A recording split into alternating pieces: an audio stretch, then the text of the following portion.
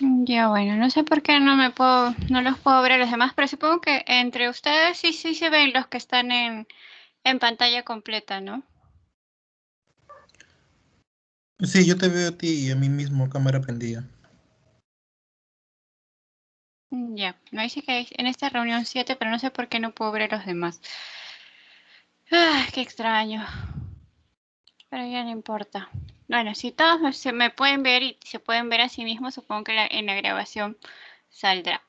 Ya, vamos a tener fe de que sí. No sé por qué estoy en primer plano o si me he puesto sin quererme. Bueno, si me pongo en primer plano, ahí estoy, pero luego me quito. Quiero quitarme del primer plano. Ya está. Ya, bueno, entonces ya no vamos a perder tiempo en averiguar el misterio de por qué no los puedo ver, pero supongo que saldrá en la grabación. Otro domingo más, chicos, para reunirnos. Y este es un tema muy bonito que también va a ser. Voy a tratar de hacerlo lo más rapidito posible para que también puedan avanzar sus cosillas. Y vamos a compartir la clase de hoy día. Ya, bueno, ¿dónde está?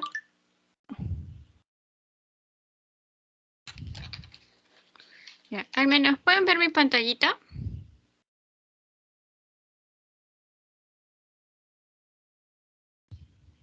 Sí, se ve. Sí, sí ve mi pantalla, genial. Ya, entonces vamos a compartir la pantalla en grande y ya vamos a empezar el dictado.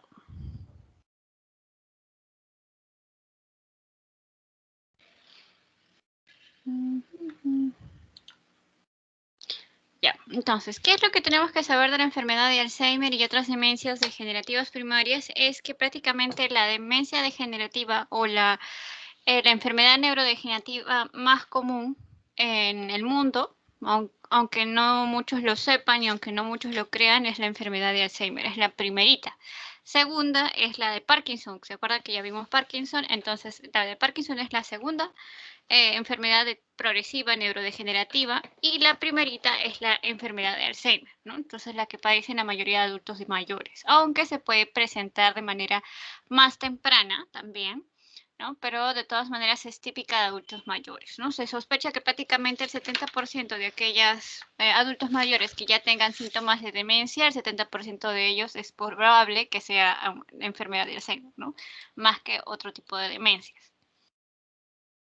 Porque recuerden que también hay demencia por Parkinson, que ya vimos, pues Parkinson todo, que es prácticamente de predominio motor, ¿no? La bradicinesia, el temblor a reposo y la otra que era, ¿cuál era la otra? Ah, rigidez, ¿no? En rueda dentada, ¿no? En este caso vamos a hablar en sí de lo que vendría a ser las demencias, porque la enfermedad de Alzheimer, su trastorno neurodegenerativo es más de tipo cognitivo que motor, o sea, la afectación. O sea, el principal problema de los pacientes que tengan en general demencia va a ser más cognitiva, pues, ¿no? Que motora en sí. Ahí, se cambió. A ver.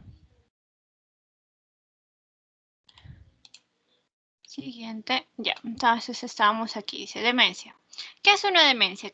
¿Cuál es el significado? ¿No? La demencia es parte de un síndrome, o mejor dicho, la demencia es el nombre que se le da para un síndrome que implica el deterioro tanto de las funciones superiores, básicamente, como cuáles, vamos a poner el puntero para ser más específicos. Pluma, ya, entonces como por ejemplo el deterioro de la memoria, el deterioro del intelecto, el comportamiento, o sea, se altera el comportamiento usual de la persona y la capacidad para realizar actividades de la vida diaria, no sé, bañarse, limpiar, cocinar, ir al baño, o sea, cosas típicas que se vuelven prácticamente difíciles cuando ya hay un problema de demencia, ¿no?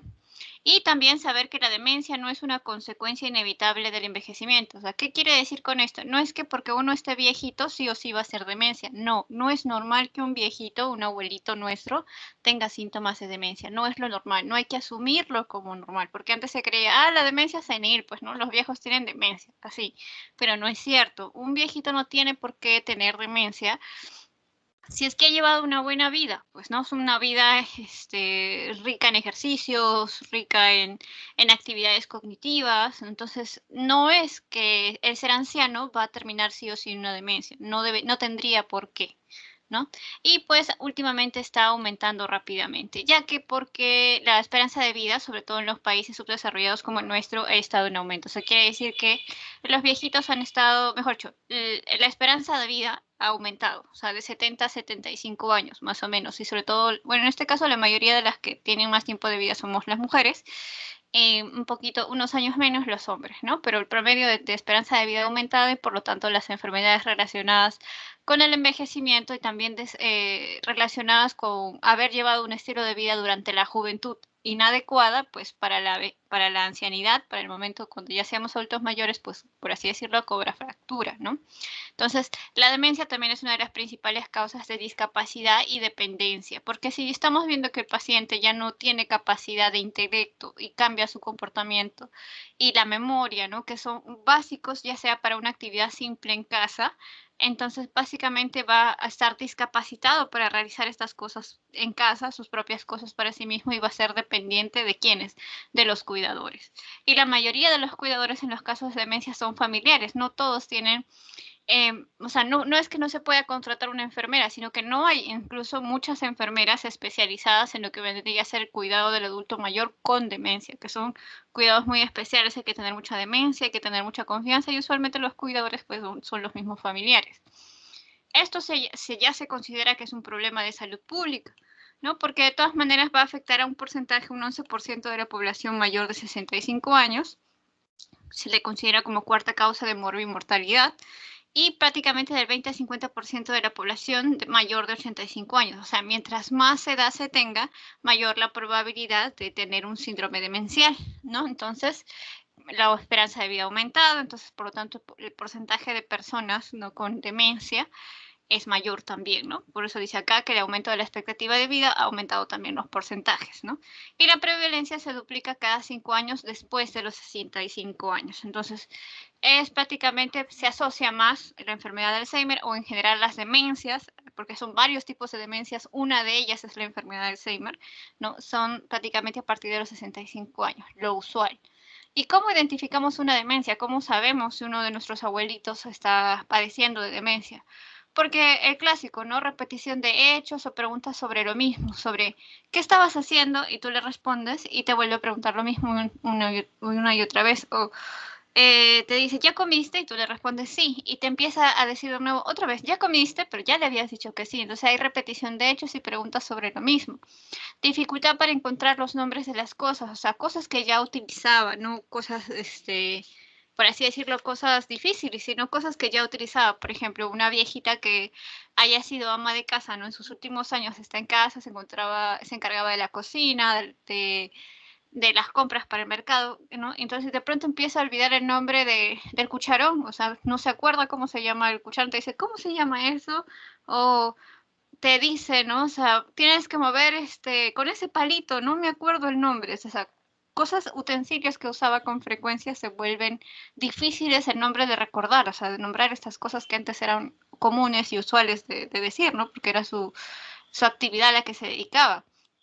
También dificultad para encontrar el nombre de las personas conocidas. Entonces empieza a olvidar el nombre de las personas conocidas y sobre todo las que dejaron de ver, ¿no? O sea, si ya no han visto durante la pandemia, sobre todo ha aumentado estos casos de demencia, ¿no? Que han dejado de verse con los hermanos que vivían en tal sitio, ¿no? En tal distrito, ¿no? Y entre viejitos pues ya no se podían comunicar más que por teléfono, entonces han dejado de verse y las demencias han brotado.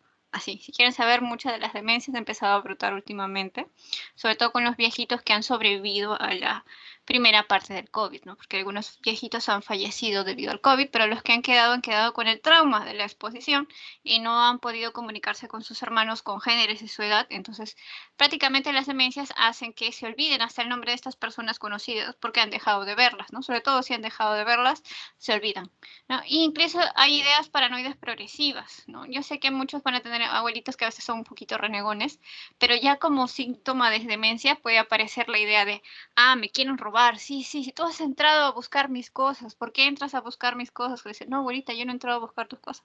Y cree que todo el mundo le quiere robar, que todo el mundo quiere buscar sus cosas, que todos le quieren hacer daño. Entonces empiezan estas ideas paranoides progresivas como delirios de persecución, ¿no? Como que alguien le quiere hacer daño, alguien quiere robarle todo el tiempo. Entonces estas ideas paranoides progresivas, porque van aumentando desde tengo miedo que me robes, una simple afirmación, hasta más adelante donde ya realmente cree, ¿no? Que su familiar, su hijo, su nieto sea capaz de robarle un dinero, ¿no? Que por lo menos puede que exista y puede que no, porque son ideas paranoides prácticamente, ¿no?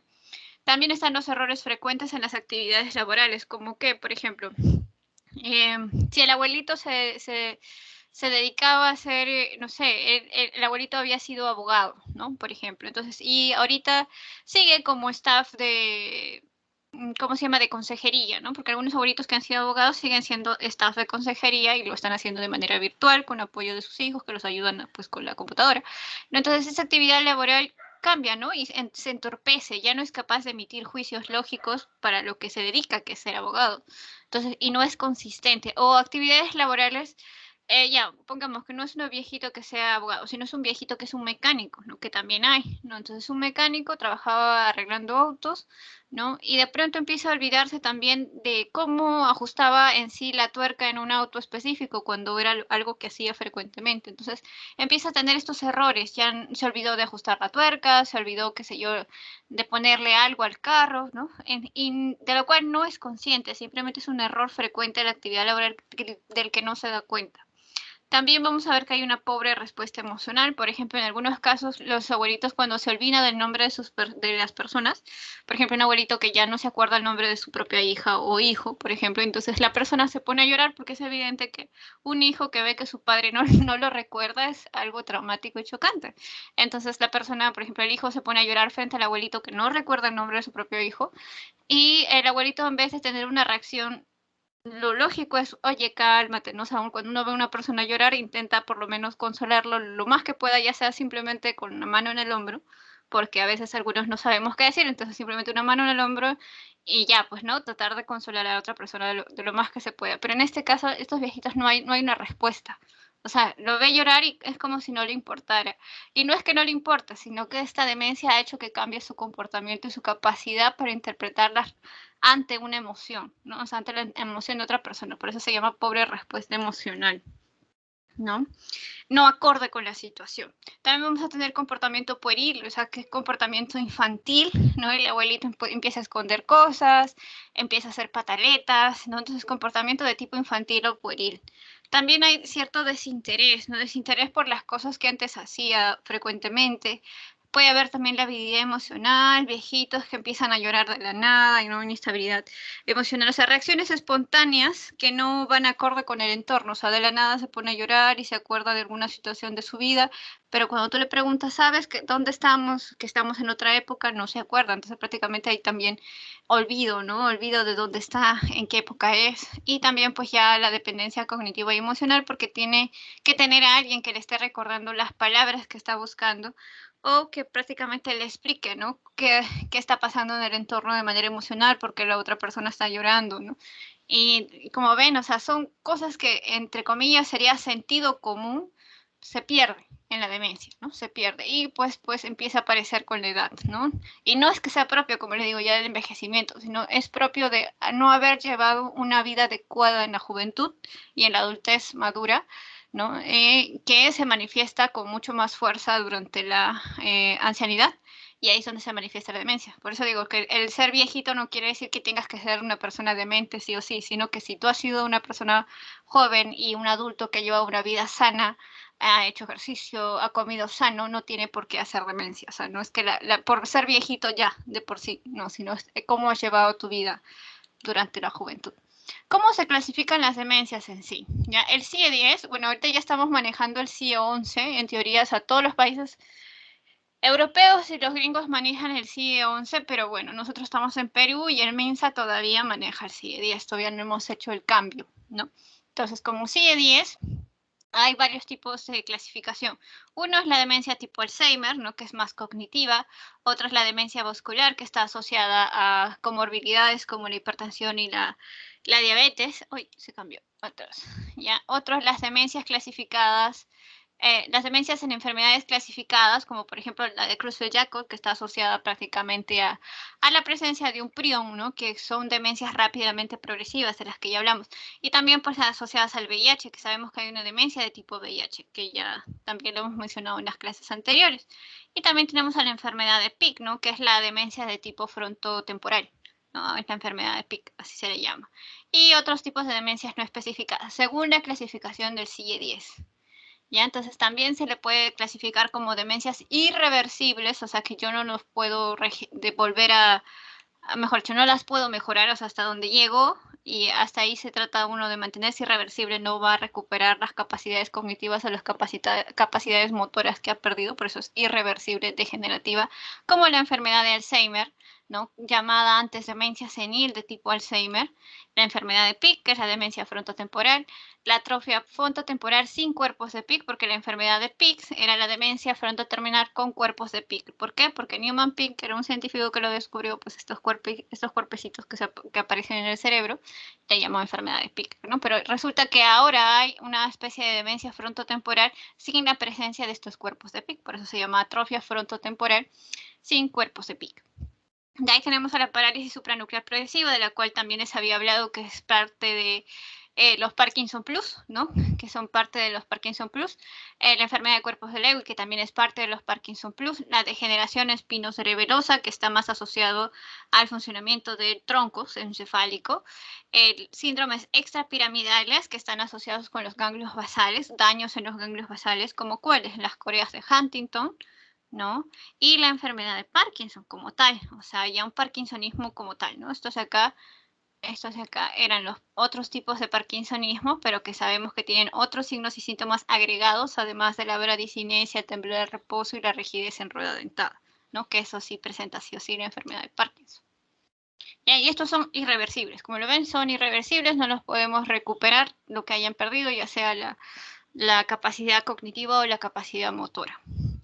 Pero también tenemos a la DSM-5, pues, ¿no? Que tiene una clasificación muy específica porque a la DSM-5 no le gusta que le digamos demencia, ¿no? A este tipo de síndrome. No le gusta que se llame demencia porque es muy discriminativo, porque algunos le dicen demencia senil y dice que la palabra demencia implica discriminación, implica decir que la persona ha perdido todas sus facultades y que no tiene, pues, o sea, se siente, como decir, se siente feo, por así decirlo, si es que lo queremos poner. Entonces, la DSM-5 dice no debemos llamarlo como demencia, que es lo que clasifica la CIE-10, sino que deberíamos clasificarlo como trastorno neurocognitivo mayor o trastorno neurocognitivo leve, pues, ¿no? O sea, tengo un trastorno neurocognitivo leve, tengo un trastorno neurocognitivo mayor, ¿no? Y si encuentro la etiología de este trastorno cognitivo mayor, también tiene su codificación. Entonces la DSM-5 prefiere clasificarlo así, ¿no? Trastorno cognitivo mayor cuando es mucho más grave, ¿no? Y trastorno cognitivo leve cuando recién está empezando el daño, ¿no? Que en vez de decirle demencia, como les digo, el DSM-5 prefiere llamarlo trastorno neurocognitivo, no demencia. Y entonces, ¿cómo los clasifica los trastornos neurocognitivos? Como enfermedad de Alzheimer, ¿no? Cuando ya encuentro la etiología asociada, le pongo este código. Cuando ya es leve, o sea, siendo leve el inicio del Alzheimer, simplemente olvidos leves, ¿no? En su estadio temprano, cuando se olvida pequeñas cosas, pero puede seguir haciendo su vida aparentemente con normalidad, pero ya presenta pequeños olvidos, entonces se llama trastorno neurocognitivo leve. Y ya cuando es mayor es cuando, o sea, trastorno neurocognitivo mayor es cuando ya empieza a necesitar el apoyo de otros para realizar sus actividades diarias, ¿no? Entonces ahí le llamamos trastorno neurocognitivo mayor. Y de ahí encontramos pues lo que antes le llamábamos demencia, según el CIO-10, demencia frontotemporal. La DSM-5 prefiere llamarlo degeneración del lóbulo frontotemporal. Aquí sí está, bueno, la enfermedad de cuerpos de Lewy, la enfermedad vascular o demencia vascular para el CIE-10, traumatismos cerebrales también, inducido por sustancias y medicamentos, la infección por VIH, enfermedad por priones, ¿no? Y que es el CIE-10 le dice la demencia rápidamente progresiva, pero ya les he dicho, al DSM-5 no le gusta la palabra demencia por ser discriminatoria, prefiere la frase completa, ¿no? De trastorno neurocognitivo, ya sea mayor, ¿no? Cuando es más avanzado, o leve, cuando recién está empezando, ¿no? Pequeños olvidos. Ya, acá también hay otras etiologías, ¿no? Como dije, la enfermedad de Huntington, pero todos van a tener su estadio desde leve hasta trastorno neurocognitivo mayor o cuando ya encuentro el agente etiológico, ¿no? Por ejemplo, cuando estamos hablando de medicamentos, ¿no? Entonces yo sé cuál es la causa, si el medicamento, uso de drogas, qué sé yo, y eso le ha causado un trastorno neurocognitivo por uso concomitante de drogas, ¿no? Muchas drogas producen trastornos neurocognitivos. Ya, entonces, por ejemplo, acá tenemos un casito que es una pregunta basada en la terminología de la DSM-5, ¿no? Por ejemplo, dicen acá, hombre de 72 años inicia con olvidos, donde deja su maletín, sus llaves, pero haciendo esfuerzos puede encontrarlos. Ya presenta olvidos de citas y de tareas que debe realizar. Ha presentado un poco de cefalea crónica hace 2 años, un poco de ansiedad. Este cuadro, ¿con qué quieren que es compatible? Según la DSM-5, como hemos visto. ¿Podría ser deterioro cognitivo leve? Ajá, perfecto. Entonces, es un deterioro cognitivo leve. Recién está empezando. No sé si es Alzheimer, cuál de todas las demencias será. No lo sé, pero sé que es un deterioro cognitivo leve. Eso sí, puedo saberlo por esos pequeños olvidos y que todavía pues puede hacer sus cosas, ¿no? Ya. Ahora vamos con la enfermedad de Alzheimer como tal. La enfermedad de Alzheimer, como ya les he dicho, es la más común de las demencias, es la más frecuente y representa entre el 60 y 70% de los casos, ¿no? Prácticamente el 60% se dice que viven en ingresos bajos y medios. O sea, si nos damos cuenta, a la larga, prácticamente en nuestro país, siendo de ingresos entre bajos y medios, siempre estamos en la línea entre estos. Prácticamente todos los viejitos a los que le decimos, ah, es una demencia senil, es un viejo senil, algo así, es decir, los que los tratan despectivamente, tienen este problema de Alzheimer. ¿No? Antes se le veía el problema del Alzheimer como un problema de blancos, por así decirlo, o sea, en otras palabras, de gringos, de europeos, pues, ¿no? Porque viven más tiempo, son viejitos. Pero no, o sea, el Alzheimer sí ataca sobre todo más bien a los que viven en países de ingresos bajos y medios. ¿Por qué, dirán, no? ¿Por qué no más a los que viven en países de ingresos millonarios, ¿no? Si ellos envejecen más, ¿no? Porque trabajan, bueno, reciben ingresos lo suficientes para una calidad de vida que aumenta su expectativa de vida. Pero no, el Alzheimer sucede más en ingresos bajos y en ingresos medios, porque ya les he dicho, la enfermedad de Alzheimer se cree que es básicamente la consecuencia de una mala vida en la juventud, ¿no? Una mala vida, ya sea no haber dormido bien, no haber hecho mucho ejercicio, ¿no? Entonces, mucho estrés, ¿no?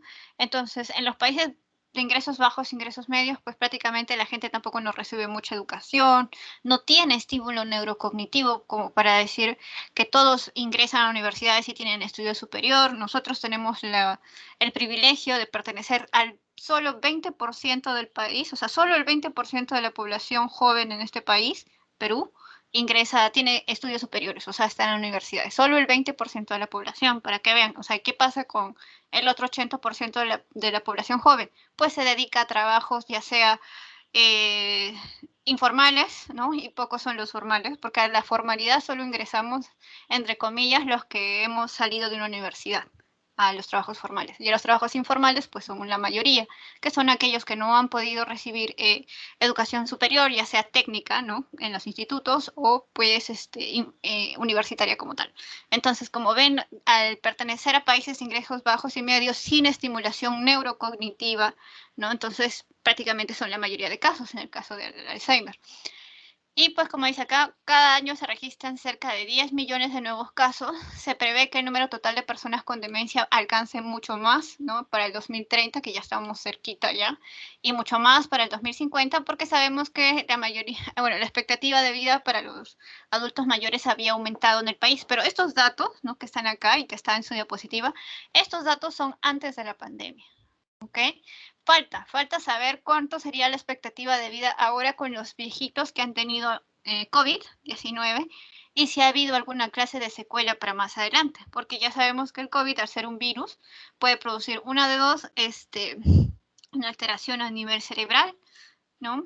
Puede producir otra alteración a nivel cardíaco que se ha presentado también en algunas personas mayores y también en jóvenes, que son las endocarditis virales, y que se sabe que ahorita, pues siendo joven tú no lo sientes, pero de adultos sí, y los adultos mayores, pues tal vez su expectativa de vida se vea reducida debido a las secuelas post-COVID, que todavía está en estudio, ¿no? Pero estos datos, en teoría, se supone que íbamos a tener más cantidad de personas adultas mayores, ¿no? A esta escala, ¿no? Y por eso iba a aumentar, por ende, pues la enfermedad de Alzheimer. ¿Qué es lo que tenemos que saber?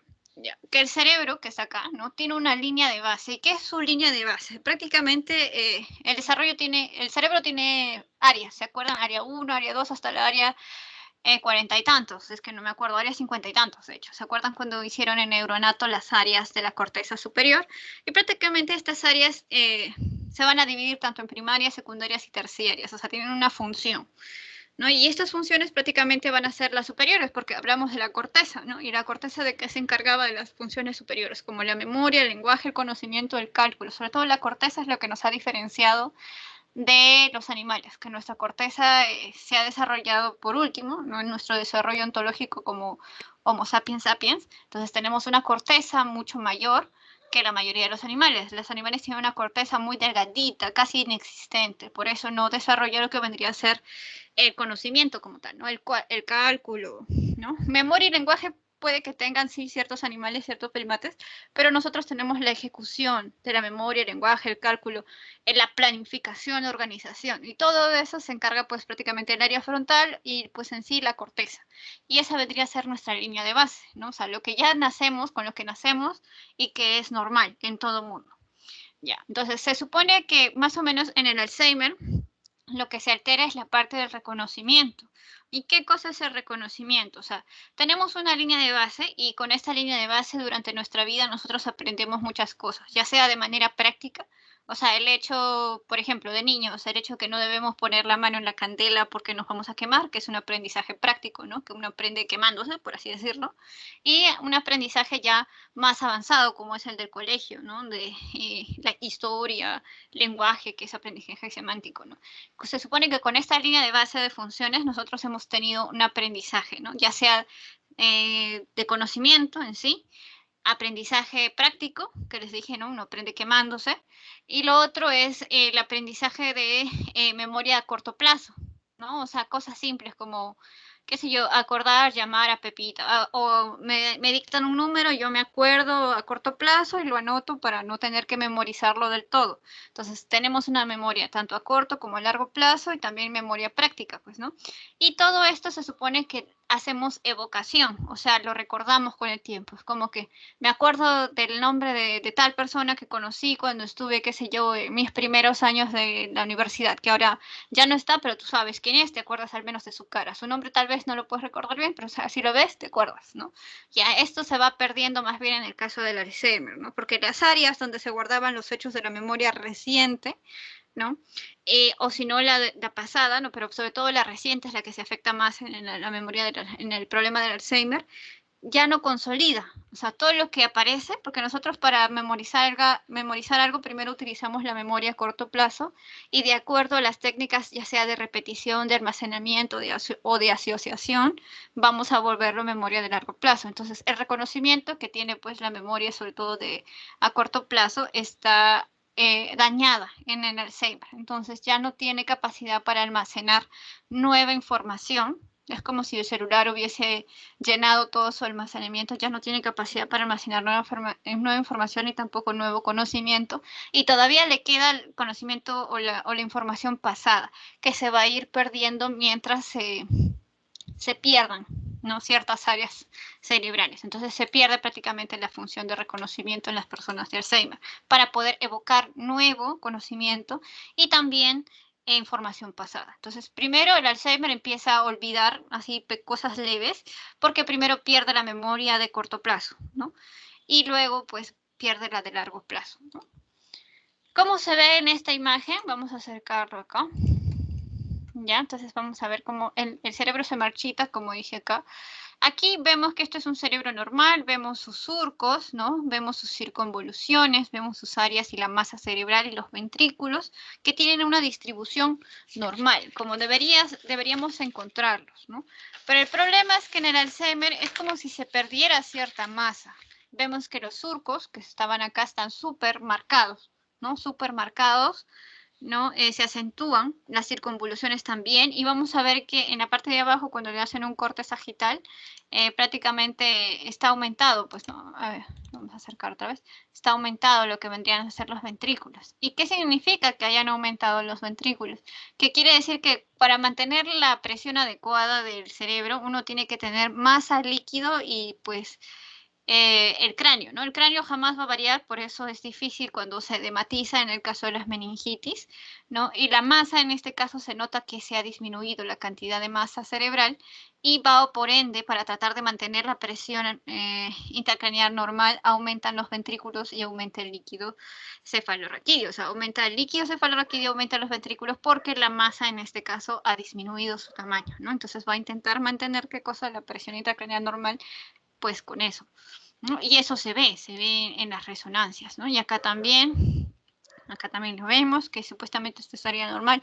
Vemos acá la zona del hipocampo, ¿no? Cuando queremos buscar memorias, cuando estamos sospechando de alguien de Alzheimer, buscamos el área temporal del hipocampo y vemos acá que sí está alterado. Como ven, está atrofiado, está disminuido, ¿no? Y aparte que también los surcos, las masas, está disminuido y ha aumentado más bien el tamaño de los ventrículos. Ya, a ver qué más hay. Luego también tenemos esta figura que es importante donde haces comparaciones, ¿no? De distintos tipos de demencia, ¿no? En este caso, pues tenemos la enfermedad de Alzheimer, que es el Alzheimer disease. Tenemos la demencia de tipo frontotemporal, ¿no? O frontotemporal disease también. Y acá tenemos lo que vendría a ser la depresión. Por eso, chicos, no deben tomar así a la ligera cualquier episodio depresivo que tenga uno mismo o que sepa que los amigos tienen, ¿no? Siempre tratar de apoyar, tratar de decir que es bueno visitar a un especialista, porque ahorita vamos a ver la comparación, para que vean que la depresión hace una especie de demencia, por suerte, reversible, ¿no? A diferencia de estas demencias que están acá, que ya son irreversibles, ¿no? Como por ejemplo, acá lo que han hecho es como una especie de PET, ¿no? O sea, una tomografía por emisión tomografía por emisión de positrones, buscando lo que vendría a ser depósito del beta amiloide. Porque ustedes se acuerdan que en el Parkinson, ¿cuál era la sustancia que más se depositaba? ¿Se acuerdan cuál era? ¿Por ahí alguien se acuerda? ¿Qué se depositaba en el Parkinson?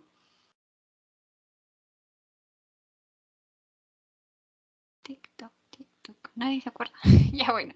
En el Parkinson se depositaba la alfa-sinucleína. Esa era la sustancia, la proteína mal plegada que empezaba a depositar, ¿no? La alfa-sinucleína.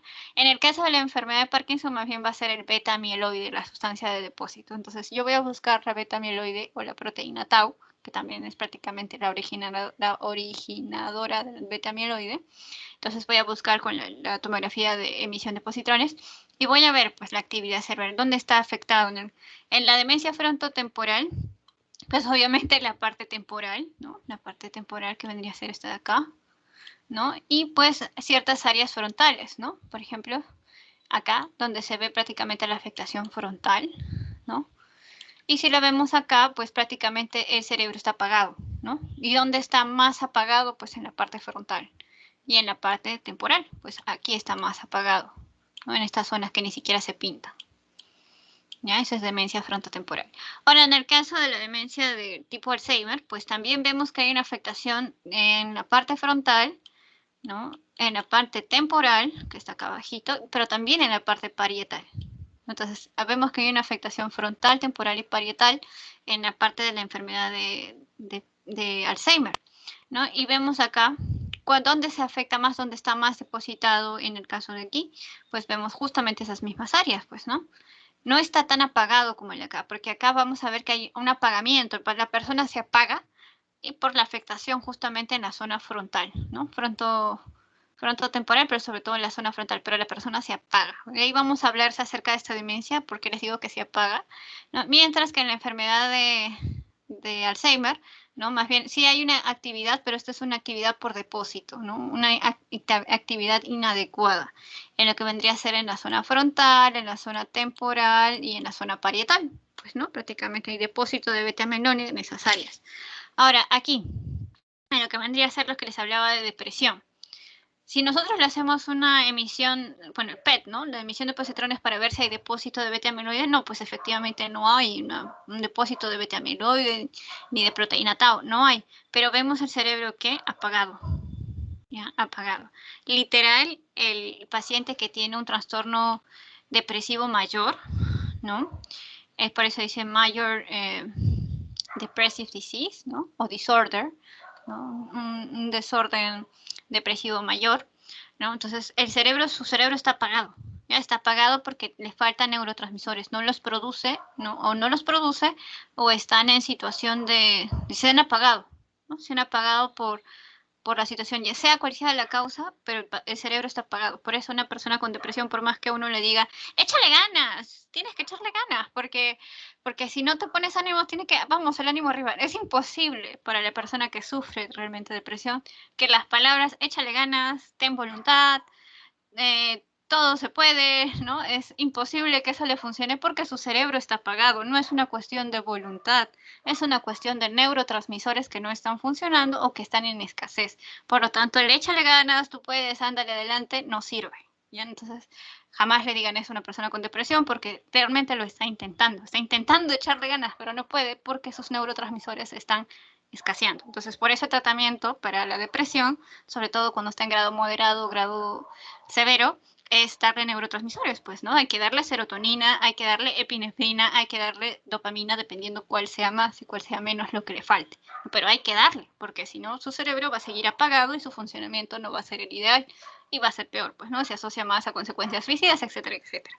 Entonces, para que vean cómo se compara la demencia, donde es imposible volver atrás, que es la del Alzheimer, la frontotemporal, con la del trastorno depresivo mayor, ¿no? Que por suerte este sí tiene oportunidad de ser reversible, de que se prenda otra vez el cerebro y esté activo.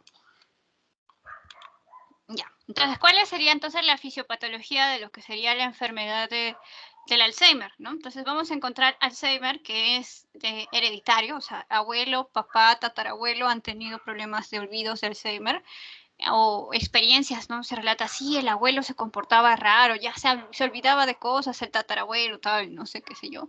O también tenemos los de forma esporádica, ¿no? Donde están las formas no dominantes y las formas esporádicas, que es que ningún pariente conocido ha tenido este tipo de olvidos, este tipo de demencia, ¿no? Pero empieza a aparecer en esta persona X, ¿no? Entonces podrías decir que tú eres el primerito, ¿no? Entonces esa es la forma esporádica, ¿no? Más conocido como la forma tardía, ¿no? La clásica, que aparece en adultos mayores de 65, y de la forma dominante, que es la forma temprana, ¿ya? O de inicio temprano, que prácticamente ocurre en aquellos pacientes que sí tienen antecedentes de papá, abuelo, tío, tatarabuelo, que han tenido pues estos problemas de demencia, y que en quienes nos damos cuenta de que esta es la forma dominante hereditaria, pues usualmente se hacen en los estudios de Estados Unidos y de Europa, pues sí tienen estudios, ¿no? Historia clínica del abuelo, del tatarabuelo, del papá, ¿no? Que se tiene documentado al menos.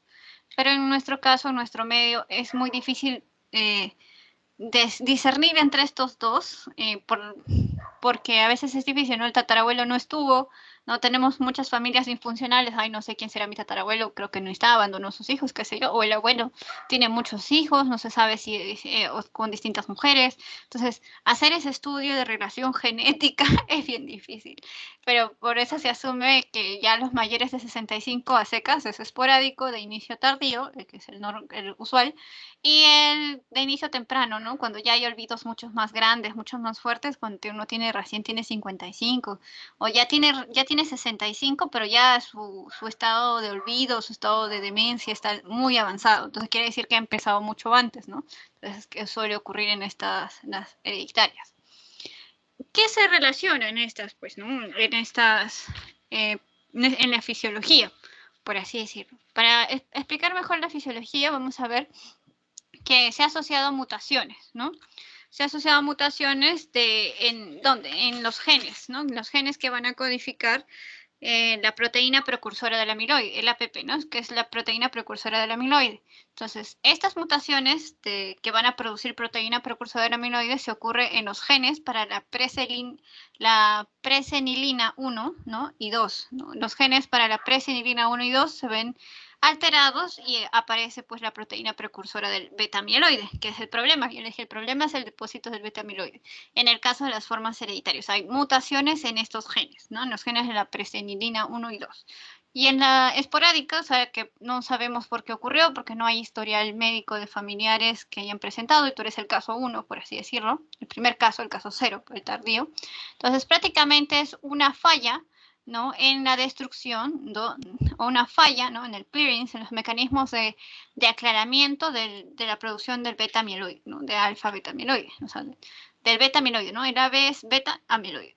Entonces, ¿cómo ocurrió esto? ¿Por qué? Porque prácticamente dice que hay fallas, ¿no?, en la producción de lo que vendría a ser la apolipoproteína I4. ¿Se acuerdan de las lipoproteínas y las apolipoproteínas? Prácticamente hay que dosar, se dice, ¿no?, la apolipoproteína I4, que está asociada bastante a la aparición de Alzheimer o no, de manera prospectiva. Se hace eso en nuestro país, en las postas, ¿no?, donde se supone que captamos mayor cantidad de población, entre comillas, sana o con problemas leves, deberíamos dosarlo, pero no se hace, porque, bueno, estamos muy olvidados en lo que vendría a ser neurología y psiquiatría, porque esta enfermedad combina ambas, ¿no? Va a tener comportamientos extraños que pues va a tener que ser tratado tanto por el neurólogo y también por el psiquiatra.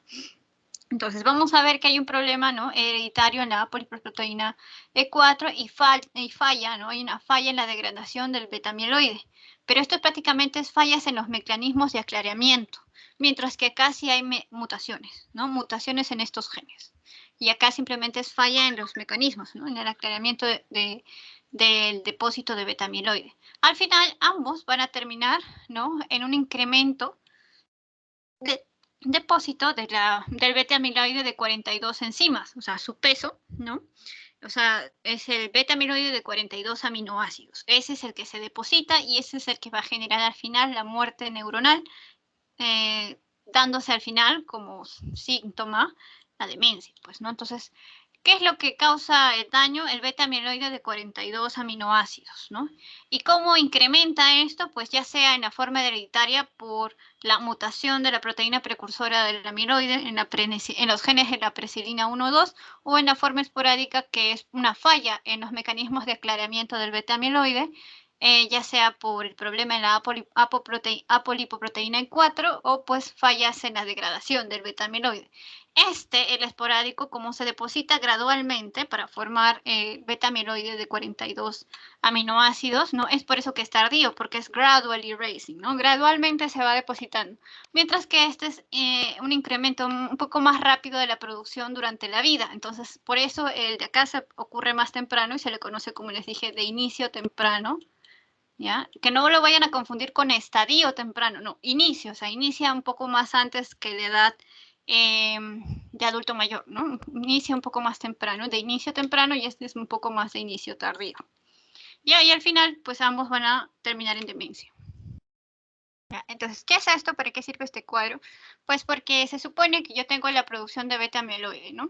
Y el beta-amiloide se supone que tiene que ser dividido por dos enzimas, la alfa-secretasa y la gamma-secretasa, que hace el corte en sitios específicos de la proteína, en el sitio 687, en el sitio 711 o el sitio 713, se supone. ¿Por qué? Porque estos tamaños específicos viene la ubiquitina, vienen las proteasas y son fáciles de degradar.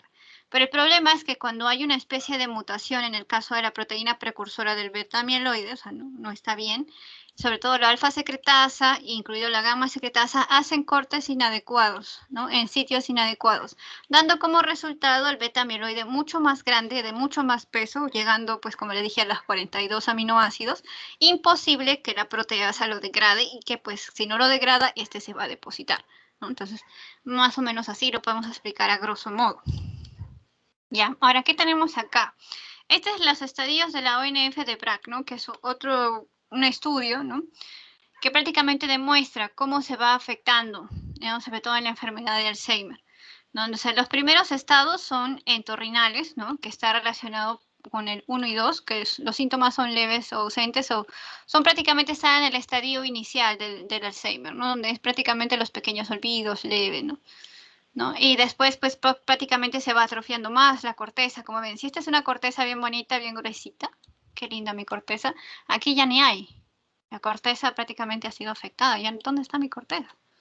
No hay, se va ausentando, pero no se ausenta todo de golpe, pues no se van perdiendo primero las áreas 1 y 2, ¿no?, que más o menos están por acá, 1 y 2, luego se van en los estados 3 y 4 ya pierden el sistema límbico, ¿no? Y de ahí se acompaña con el déficit de la memoria, de la reserva intelectual, cambios sutiles de la personalidad, y ya en los estados corticales 4 y 6, donde ya se perdió todo esto, pues prácticamente ya no se pierde hasta la mielinización de ciertas neuronas y afecta pues las áreas de asociación, las áreas primarias, y ya pasa de ser una afectación puramente cognitiva e incluso va a haber afectación motora, ¿no? Estos son los estadios de Bach. ¿Viene en el examen? No, pero sí ha venido, por ejemplo, en los exámenes de NAM. Esto sí ha venido en los de NAM, pero no en el examen de la facultad. Eso sí, no. Para al menos para la facultad no es necesario que lo recuerden, pero sí en el ENAM, quizás. Que ahí están los estadios. ¿Qué significa el estadio 1, 2? Estadio 3 y 4 y el estadio 4 y 6, donde ya hay un compromiso mayor, ¿no? Donde vamos a ver ya las famosas placas seniles. Aquí está la placa beta-amiloide, porque el beta-amiloide es el problema. Y también los famosos ovillos neurofibrilares. Cuando uno habla de placa amiloide y ovillos neurofibrilares, piensa en Alzheimer. ¿Ya? Entonces no se vayan a olvidar de la placa amiloide y los ovillos neurofibrilares. ¿Ya? No se olviden, palabras claves. Placa amiloide y ovillo neurofibrilar, ambos juntos, ¿no? ¿Son exclusivos estos del Alzheimer? No, también hay otras demencias que tienen presente la beta-amiloide. Pero si yo tengo placa beta-amiloide y ovillo neurofibrilar mix, pues más sospechoso de que sí sea Alzheimer y no otro tipo de demencia. Y ahora, ¿cuál es la clínica? ¿Cómo se aparece la enfermedad de Alzheimer? Pues vamos a tener una demencia de tipo cortical frontotemporoparietal. O sea, ¿qué quiere decir de una demencia cortical y una demencia? Hay dos tipos de demencia para que sepan, una demencia cortical y una demencia subcortical. La cortical quiere decir que voy a tener más síntomas relacionados con la cognición, o sea, memoria, lenguaje, planificación, organización, ¿no? Todos esos superiores, lo que hace la corteza, esos son los síntomas, eso es lo que pierde más que los motores.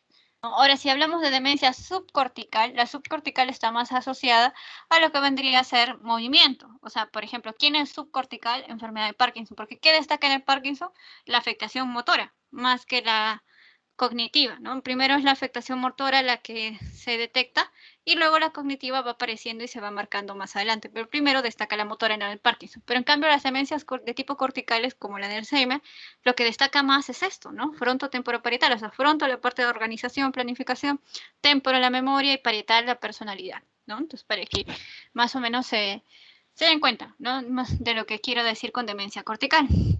¿Y cómo empieza? Con un declive general y progresivo de las facultades cognitivas y de la persona misma. O sea, no es que va a aparecer de la noche a la mañana, no va a ir de poco a poco y por eso hay que ir observando siempre a los abuelitos. O sea, y sobre todo ahorita que nosotros somos estudiantes de medicina, observarlos, ¿ya? A sus padres también, porque sus padres no van a ser eternamente jóvenes. Entonces siempre tratar de incentivarlos a que hagan un deporte mental, ¿no? Siempre a incentivarlos para tratar de prevenir este tipo de enfermedades como el Alzheimer, ¿no? Entonces, hay un buen nivel de conciencia, o sea, el paciente está, podríamos decir que está consciente, pues, ¿no? Está despierto, está fotorreactivo, ¿no? Está consciente, no es que esté somnoliento, soporoso, no, está consciente, pero el problema es este, ¿no? Que hay un declive global y progresivo de sus facultades cognitivas, que no me reconozca, que no recuerde cosas, no es lo mismo que esté lúcido, o sea, que no es, que esté despierto, está despierto, efectivamente.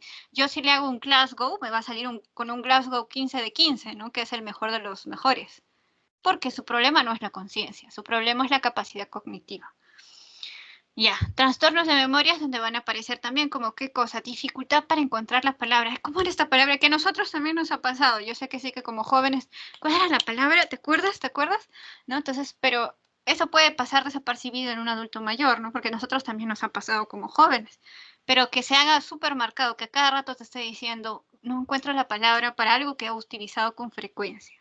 Olvidos recientes, las llaves, ¿no? Por ejemplo, ¿dónde dejó las llaves? Amnesia anterógrada. ¿Qué quiere decir anterógrada? Que empieza a olvidar de acá hacia adelante, o sea, solamente recuerda el pasado, pero no recuerda lo de ahora del futuro. Por ejemplo, que, no sé, tu hermano mayor se fue a España porque se ganó una beca y tu abuelito te pregunta, o sea, eso ya sucedió hace 2 años aproximadamente, ¿no? Entonces el abuelito vive en el tiempo de hace 2 años hacia atrás y te empieza a preguntar, oye, tu hermano, ¿a qué hora va a llegar? Y tú dices, pero abuelito, mi hermano hace 2 años que se ha ido a España, ¿no? Que no vive con nosotros. Y dice, ah, ya, sí, cierto. ¿no? Y después pasan unos días, unas semanas y otra vez, oye, ¿y tu hermano cuándo va a venir? Ya es tarde. Y dice, no, abuelito, mi hermano hace 2 años que se ha ido a España, o sea, no vive con nosotros. Entonces empieza a olvidar, o sea, prácticamente desde su punto de corte fue, qué sé yo, el 2019, y él solo recuerda del 2019 hacia atrás, ¿no? Pero olvida todo lo que es para adelante, o sea, es anterógrada, o sea, todo lo de adelante ya está olvidado, borrado de su mente. No se acuerda, todo lo nuevo. ¿Y qué es la amnesia retrógrada? Quiere decir que más bien, si hoy estamos en 2021, por ejemplo, ¿no?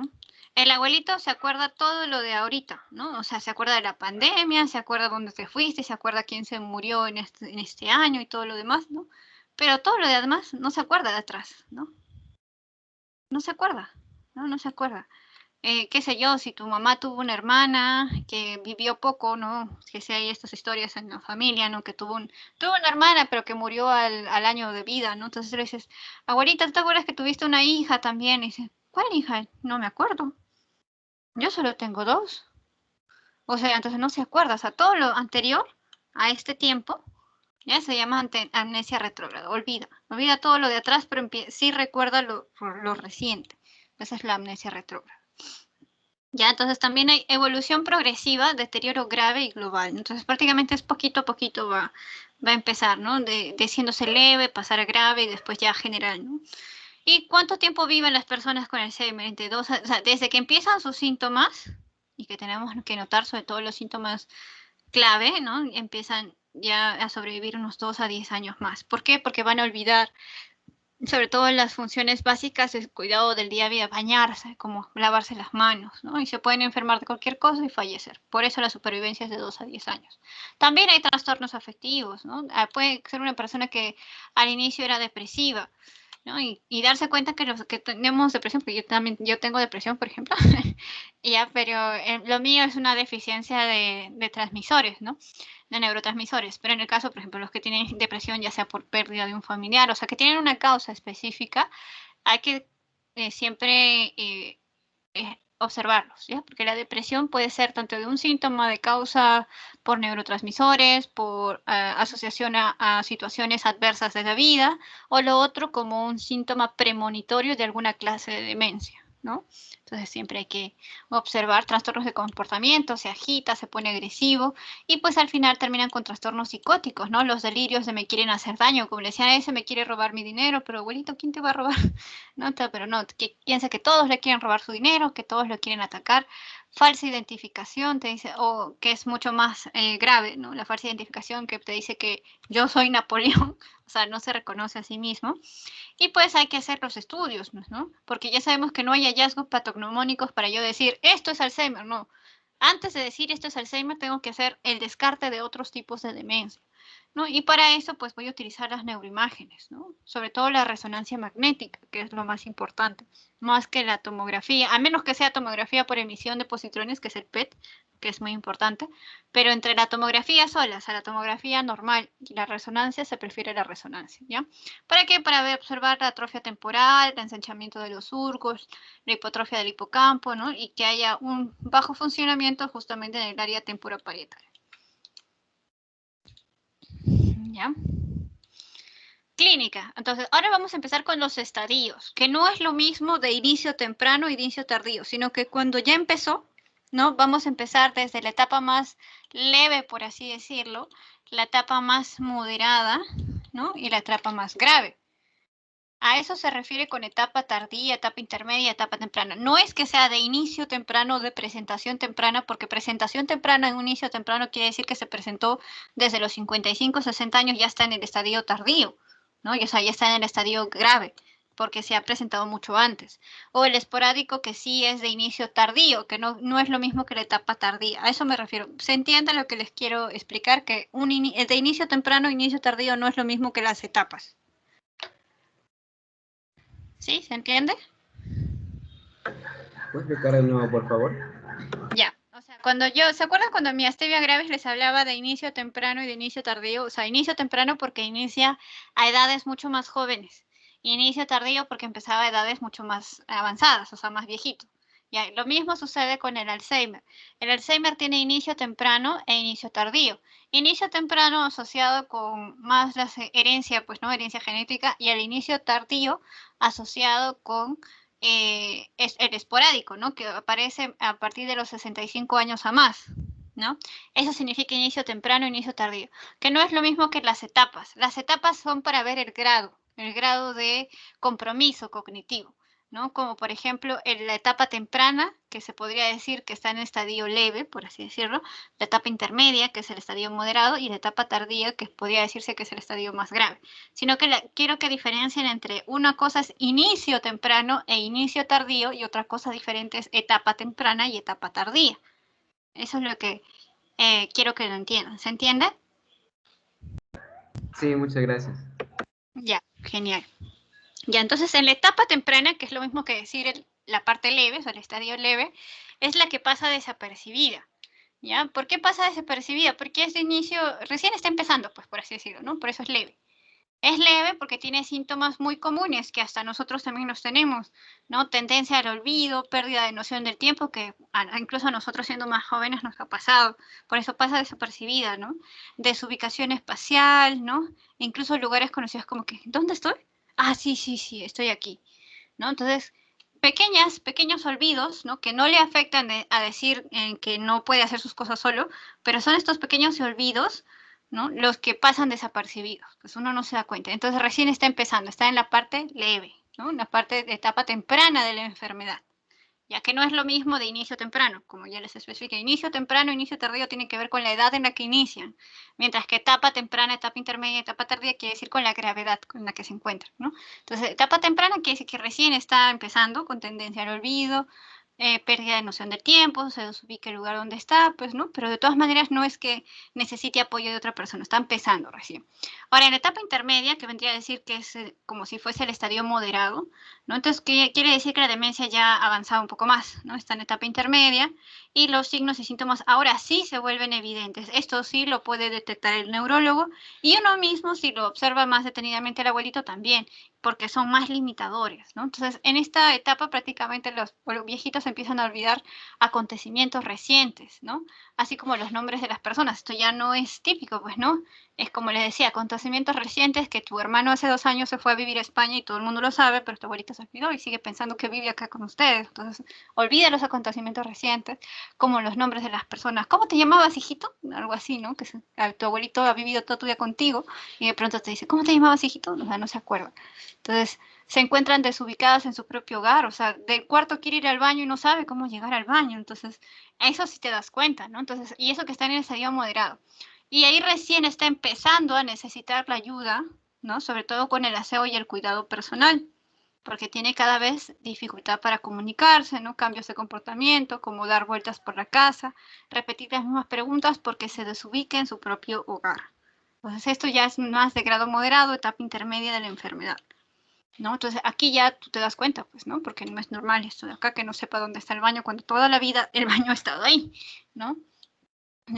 Empieza a necesitar ayuda. Y ahora, ¿cuándo llegamos a la etapa tardía, que es prácticamente la última etapa de la enfermedad y la más triste para los familiares, ¿no? Porque ya es la dependencia y la inactividad prácticamente puede estar en cama, ¿no? Y depende totalmente de la persona que lo cuide, ¿no? Y las alteraciones de la memoria son más graves y los signos y síntomas físicos ya se hacen mucho más evidentes.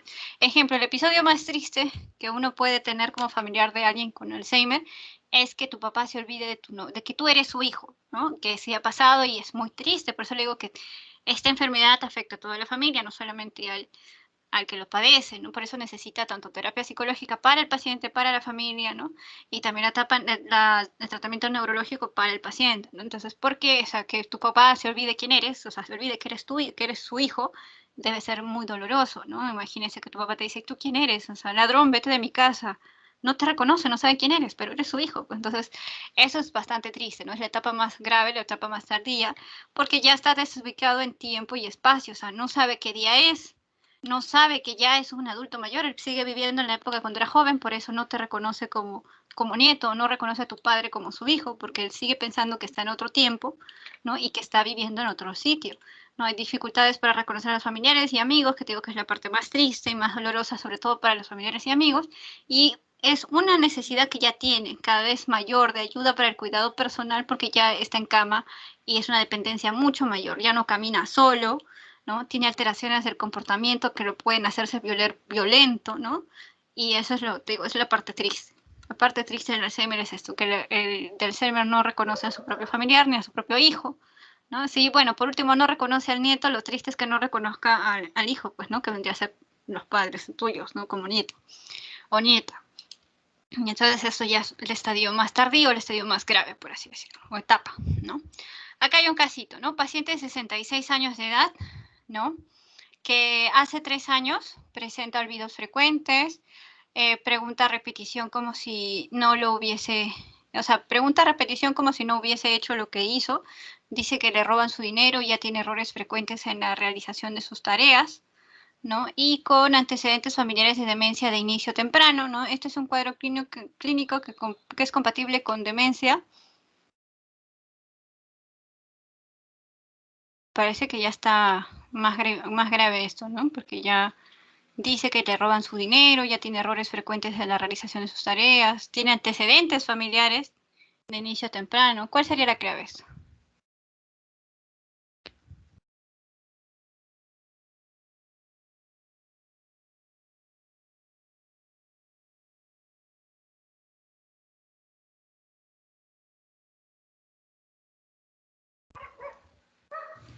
Sería el segundo de inicio temprano.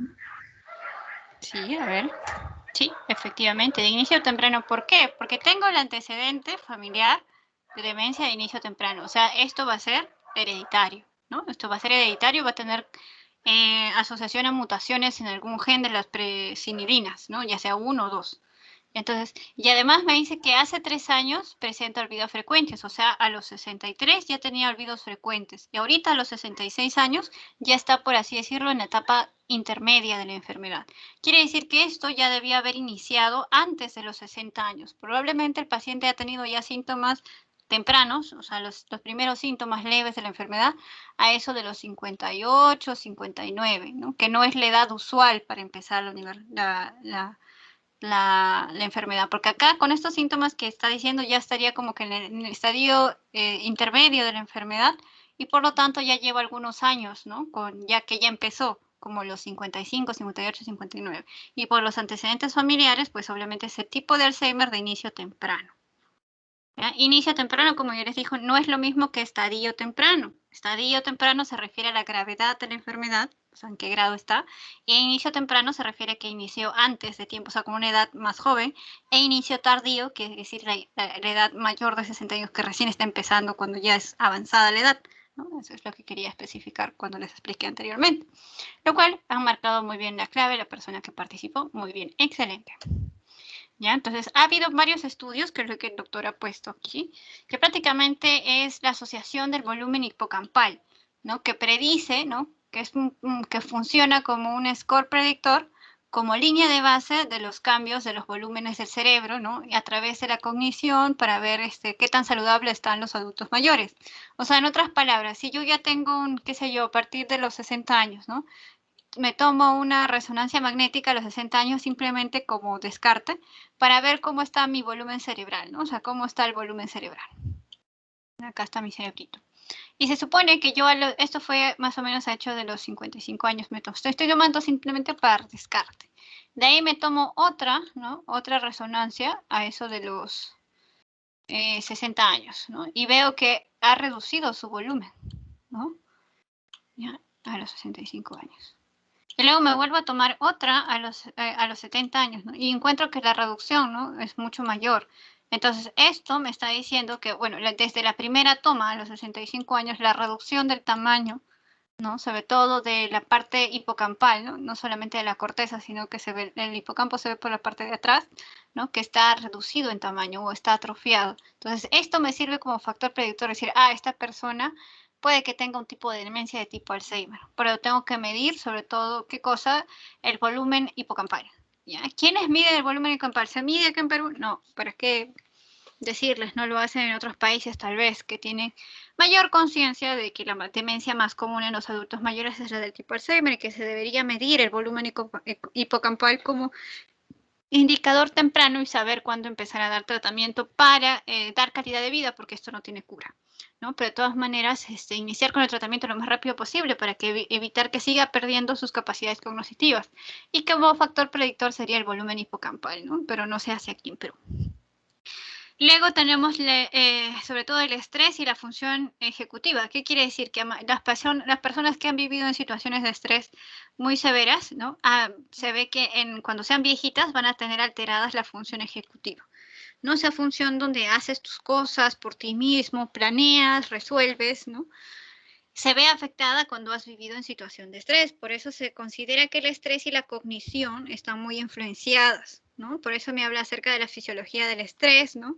Y que prácticamente las diferencias individuales en los factores demográficos y biológicos afectan las tareas cognitivas relacionadas con las diferentes tareas que podemos hacer, ¿no? O sea, el estrés es una respuesta endocrina de liberación excesiva de cortisol. Y sabemos que el cortisol excesivo en el cuerpo suele matar neuronas. Y entonces vivir estresado todo el tiempo en una sociedad como ahora que todo el mundo se estresa por todo, porque así es nuestra sociedad actual, pues prácticamente hace de que afecten nuestras neuronas y la muerte neuronal casi siempre se traduce en demencia, ya sea de tipo Alzheimer o sea, otro tipo de demencia, pero muere pues la neurona, ¿no? Entonces, lástima por nosotros los médicos, pues que prácticamente nosotros estamos estudiando para ser médicos y vivir en un estrés constante, vivir en un estrés sin dormir, ¿no? Porque lo hemos elegido de manera voluntaria, por eso es bueno que hagamos ejercicios mentales y cuando lleguemos a cierta edad, pues empezar a estimular nuestra mente siempre, ¿no? Estar sanos, estar lo más saludable posible, al menos en hacer ejercicio, relajarnos cada cierto tiempo, porque sabemos ustedes y yo que como estudiantes no, ni siquiera dormimos a veces, ¿no? Como médicos en funcionamiento, o sea, ya viviendo nuestra vida madura, tampoco dormimos. Y eso es muy poco saludable para nosotros, ¿no? Pero, o sea, los médicos sabemos lo que pasa, pero igual sabemos que nuestra carrera es así. Pero deberíamos tratar de hacer cambios, ¿no? Para que no siempre sea así. Porque se ven, ¿no? En las investigaciones que el estrés a la larga va a influir en el funcionamiento de estas funciones ejecutivas. ¿Cuál es la probabilidad de que tus neuronas sobrevivan cuando lleguemos a la vejez por el hecho de haber vivido en un medio demasiado estresante o en una actividad demasiado estresante? ¿No? Ya, ahora también tenemos otras demencias, ¿no? Neurodegenerativas primarias. ¿Por qué vamos a hacer el diagnóstico diferencial? Ya les he dicho, o sea, el hecho de que una paciente tenga ciertos signos de demencia no quiere decir que necesariamente sea Alzheimer. El Alzheimer pues está más asociado con lo cognitivo que les había dicho, pero siempre hay que hacer descarte, pues no hay otras demencias, ¿no? Y les hablaba que sobre todo que aquella demencia que tiene mayor compromiso motor, ¿no? Mayor, gran compromiso motor y poco deterioro cognitivo, o sea, donde el principal problema es el compromiso motor, ¿no? Como por ejemplo, ¿no? Sería el Parkinson, que es más, como les dije, la bradicinesia, la rigidez en rueda dentada, ¿no? Y el temblor a reposo. Entonces, a esto se le dice que el problema es más subcortical, cuando el compromiso que predomina es motor más que el cognitivo, porque sí sabe cómo se llama, etcétera, etcétera, no olvida esas cosas. No hay más cambio de personalidad, sí un poquito, pero sobre todo lo que destaca es el compromiso motor. A eso se le llama subcortical. Pero cuando más bien el problema es más cognitivo, como el Alzheimer, quiere decir que el compromiso o el deterioro cognitivo es un deterioro cortical, ¿no? Este es Alzheimer, igual Alzheimer, más hay compromiso cortical que motor. El paciente puede correr, puede saltar, pero no sabe cómo te llamas, no sabe quién es, no sabe dónde está. Entonces, eso es más de tipo cognitivo, más cortical, y cuando el problema es más motor, como el Parkinson, es subcortical. Entonces, cuando haces esa diferencia, más o menos,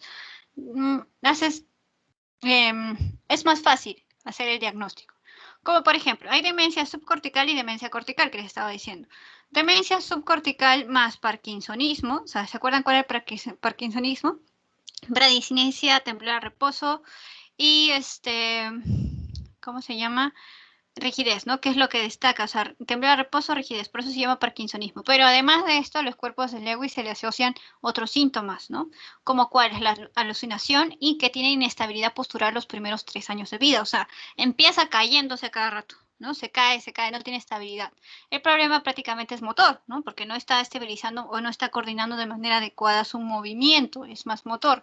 Por lo tanto, es una demencia subcortical porque empieza con caídas. ¿No? Y las alucinaciones que son más de tipo cognitivo, pero destacan primero las caídas, la demencia subcortical, y luego pues el parkinsonismo clásico, bradicinesia, rigidez y temblor a reposo, enfermedad de cuerpos de Lewy. Ahora, otra demencia subcortical, quiere decir que se parece al Parkinson, ¿se acuerdan? Igual, bradicinesia, temblor a reposo, rigidez, pero tiene alteraciones oculomotoras, como cuáles, la parálisis de la mirada vertical, que también les expliqué cuando hicimos Parkinson. Entonces, ¿quién es el causante de eso? O sea, ¿qué patología podría ser?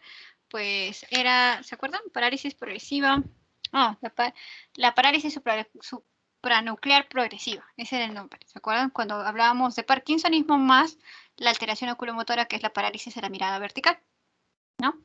Luego tenemos otra demencia subcortical, o sea, que tiene predominio motor, más incluso anartia o disfagia, o sea, que no puede tragar bien, o sea, tiene alteración en los músculos del esófago o la faringe, y además hace fasciculaciones, o sea, pequeños temblores musculares.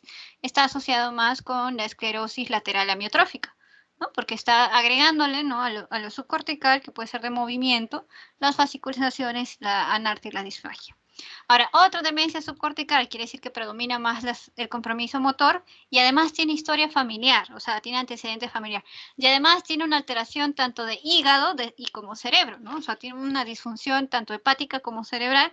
Y cuando le miramos los ojos al viejito, tienen el famoso anillo KF, que es más o menos como se le llama, que es en el iris, ¿no? Es un anillo especial en el iris que se encuentra. ¿Y cómo se llama esta enfermedad de Wilson? ¿No? Pero tiene, pues, ¿no?, una demencia subcortical o un deterioro subcortical, ya sea motor, con historia familiar. El deterioro es hepático y cerebral, y además en los ojos vamos a encontrar los anillos KF, ¿no?, en la pupila. Entonces, eso se llama enfermedad de Wilson. Luego, otro tipo de demencia subcortical quiere decir que predomina el compromiso motor y además tiene antecedente de ha sido boxeador, ¿no? O sea, prácticamente se ha dado un montón de golpes en la cabeza. ¿Ya? Entonces se llama antecedente pugilístico. Antes se decía que solamente los boxeadores tenían como antecedente pugilístico, ahora se está tomando en cuenta los futbolistas también, que a la larga van a ser la famosa demencia pugilística, o sea, de tanto golpe en la cabeza, de tanto recibir la pelota con el cabezazo, cuando lleguen a sus 50, 60 años van a presentar signos de demencia. Por tanto golpe, pues tanto microtrauma acumulado durante tantos años, generada la famosa demencia pugilística. Como mejor inicio solo se consideraba a los boxeadores que reciben golpe tras golpe, ¿no?, que es su deporte, y también ahora se está sumando a los deportes que tienen contacto con la cabeza, como son el fútbol, ¿no? El fútbol, que uno tiene que cabecear, ¿no? Es básicamente eso, ¿no? O sea, todos los deportes que tengan golpes o microtraumas, ¿no?, en la cabeza.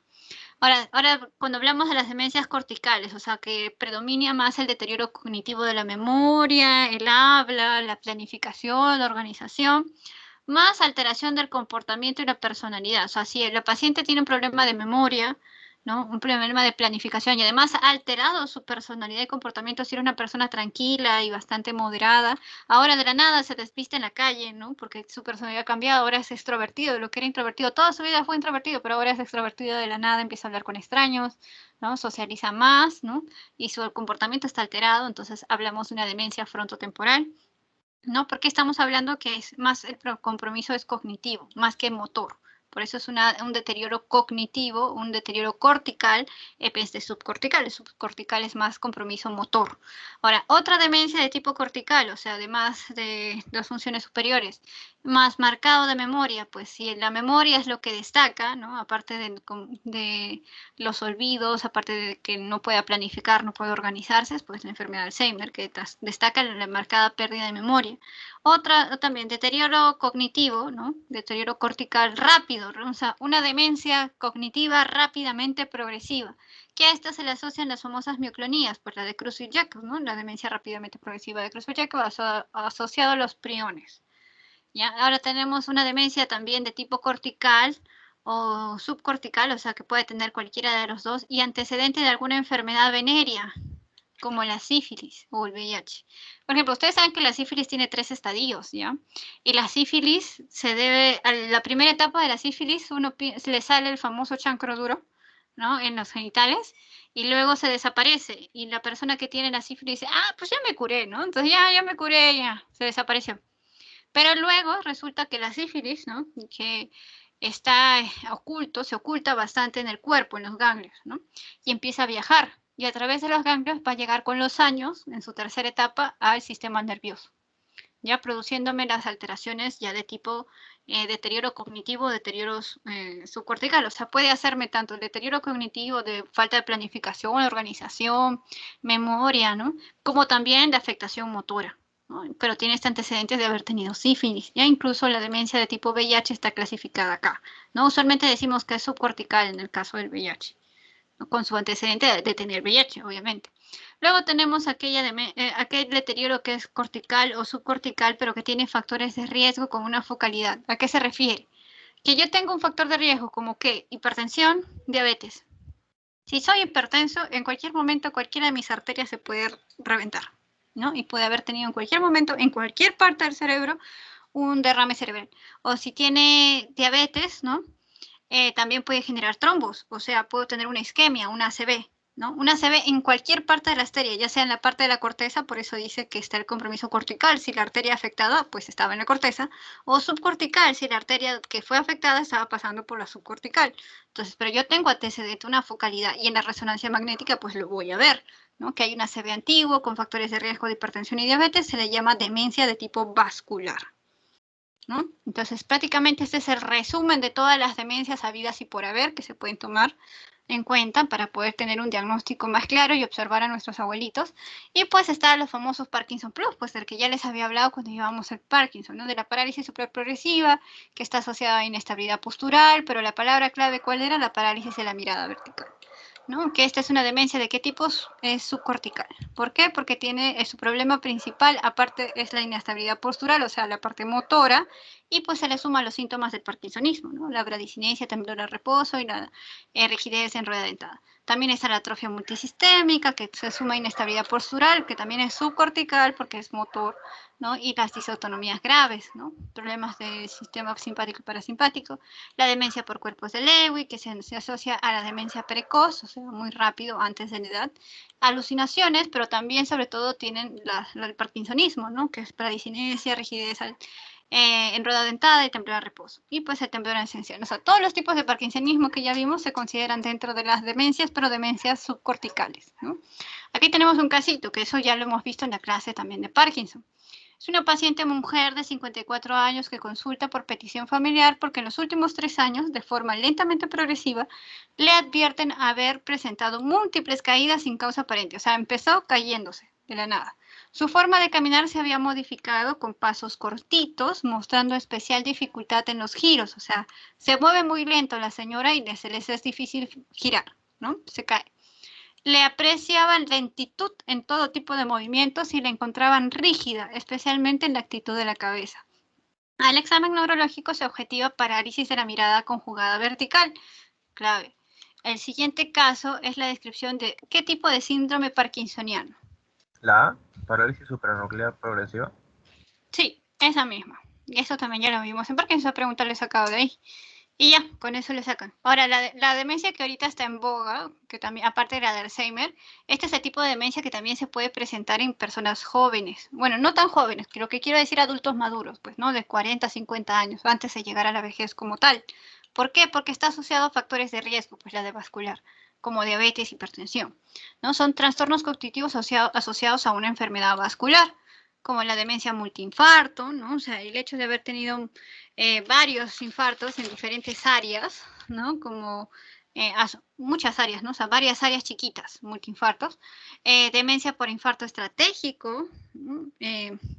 O sea, un infarto justo, por ejemplo, en la zona de los ganglios basales me va a dar síntomas muy parecidos al Parkinson, pero no es Parkinson, sino es un infarto pues, vascular, pues, ¿no? Le dio una isquemia porque era diabético, era hipertenso, tenía muchos triglicéridos, ¿no? O sea, tenía hiperlipidemia, ¿no? Que son enfermedades de tipo vascular, que le van a dar infarto en cualquier parte del cerebro y por lo tanto puede generar tanto síntomas corticales como subcorticales, a eso me refiero. También tenemos demencia por lesión de sustancia blanca, las famosas infartos lacunares, ¿no? O la de Binswanger, que la Binswanger está asociada sobre todo a la hipertensión y a la dislipidemia también, ¿no? Casi todo, le digo, como es demencia de tipo vascular, no tiene una edad asociada específica, porque puede ocurrir en cualquiera que tenga una enfermedad de tipo vascular. Hiperlipemia, o sea, tiene problemas con triglicéridos, colesterol, hipertensión arterial, ¿no? No controla bien la presión, o la famosa diabetes, que también afecta a los vasos. Entonces, puede afectar cualquier parte del cerebro que se haya infartado por causa de esto, ¿no? Y causar la demencia de tipo vascular. ¿Y cómo me doy cuenta, no? ¿Cómo le hago el diagnóstico probable y el diagnóstico posible? Cuando yo hablo de probable, quiero decir, ¿cuál es más, más certero, el probable o el posible? Más certero es el probable. ¿Ya? ¿Por qué?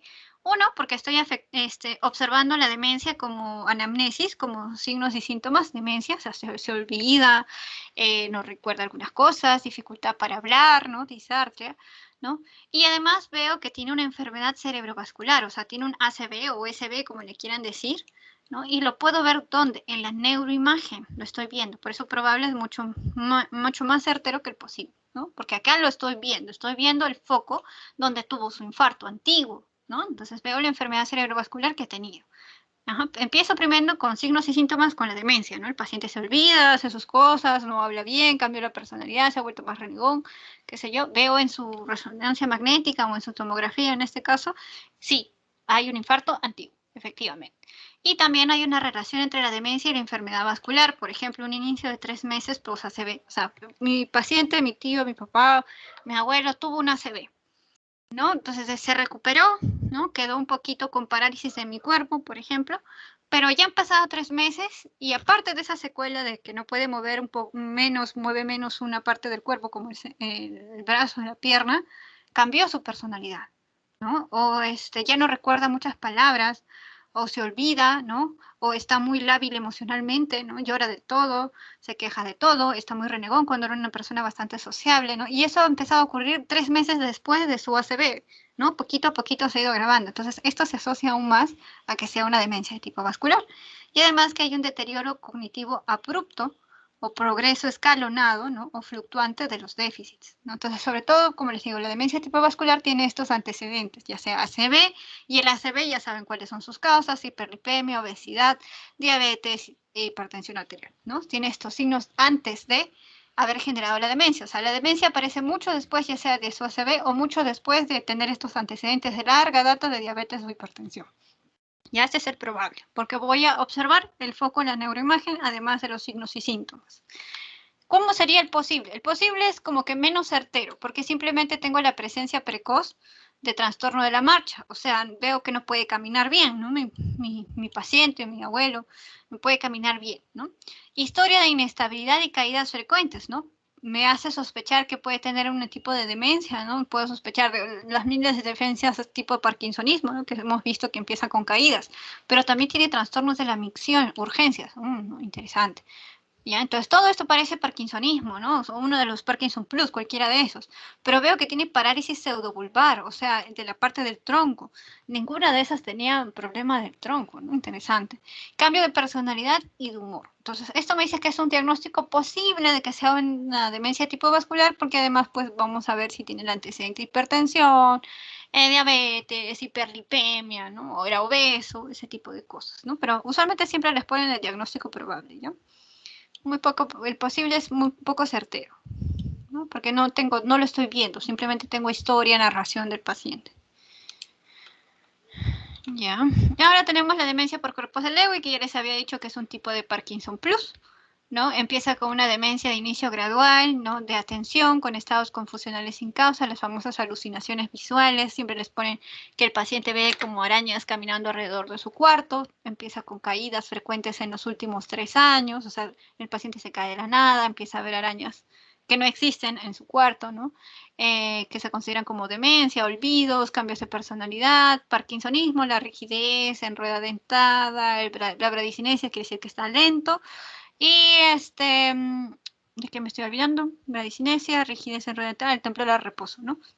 Y también, pues, muy parecido a lo que sería la enfermedad de Parkinson, porque saben que los parkinsonismos o los Parkinson Plus, pues, se da como demencia de cuerpos de Lewy, ¿no? Pero se agrega esto, ¿no? Que primero empieza cayéndose a muy temprana edad, o sea, en los últimos 3 años ya se ha caído varias veces, y las alucinaciones, ¿no? Además de los síntomas del parkinsonismo, ¿no? Que se parecen al Parkinson. Ahora, en la demencia frontotemporal, que es la que se estaba hablando, ¿no? Que a veces se hace diagnóstico diferencial con el Alzheimer, que es la demencia frontotemporal, ¿no? Se le conocía como la enfermedad de Pick, ¿no? De Arnold Pick, que fue el que lo descubrió.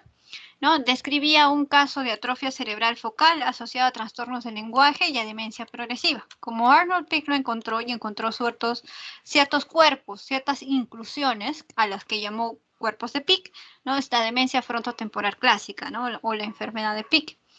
No, se parece mucho al Alzheimer en la descripción histológica de las células, pero se encuentran los famosos cuerpos de Pick. Le digo que los cuerpos de Pick son la clásica demencia frontotemporal, con cuerpos de Pick, ¿no? Que afecta pues la parte frontal, ¿no? Que donde está la planificación, la ejecución, la organización, la memoria un poco, ¿no? Y en el caso de la demencia frontotemporal, miren el rango de edad, puede afectar adultos desde 35 hasta 75 años y el promedio es 58 años, ¿no? Puede tener o no historia familiar y puede afectar ya sea mujer y hombre, ¿no? Varón, masculino, femenino, 1 a 1, cualquiera de los dos. ¿Cómo se manifiesta la demencia frontotemporal? Tiene una variante frontal. ¿Cómo se manifiesta la parte frontal? En la parte conductual. ¿Por qué conductual? Porque no puede planificar, no puede organizarse, tiene dificultad, no sabe cómo organizarse, no sabe cómo planificar, ya porque se hace bolas, ¿no? Se hace bolas porque se supone que la parte frontal está para eso, para la planificación, la organización, ¿no? Y cambia sus conductas, pues, ¿no? Es una parte frontal, variante conductual, también tiene la parte de afasia progresiva, o sea, que no puede hablar. Recuerden que ¿dónde está el área de Broca? ¿No? El área de Broca está en la parte frontal, ¿sí o no? Entonces vamos a tener una afasia progresiva, no frecuente. Y la demencia semántica, ¿no? La semántica, prácticamente afectación de la palabra, ¿no? La manifestación de la palabra, porque ya les dije que ahí está el área de Broca. Y pues, si ustedes se acuerdan, ¿no? Imaginen, este es mi cerebrito bien bonito, ¿no? Aquí estaba la parte frontal, ¿no? Que le estaba diciendo que acá está Broca. Imaginemos que de este lado estoy viendo el lóbulo izquierdo, ¿ya? Observando el lóbulo izquierdo. Si acá está Broca, ¿no? Se supone que acá, que está justo entre el parietal y en la parte occipital, justo en el área parietal, se encuentra el área de Wernicke, ¿ya? El área del entendimiento, ¿no? El área semántica. Entonces, si tiene frontotemporal, va a afectar justamente esa parte donde está el temporal, donde justo está la cisura ahí, donde se encuentra Wernicke, puede hacer la demencia semántica. Pero siempre empiezan con la parte frontal, o sea, la parte no puede organizarse, no puede planificar, ¿no? Y altera su conducta, ¿no? Porque es más la parte frontal, ¿no? Y la parte temporal, pues, es la parte temporal que está acá, justo en el límite con el parietal, ¿no? Demencia semántica, afasia, sobre todo por Broca. ¿Dónde lo vamos a ver mejor especificado? Pues acá.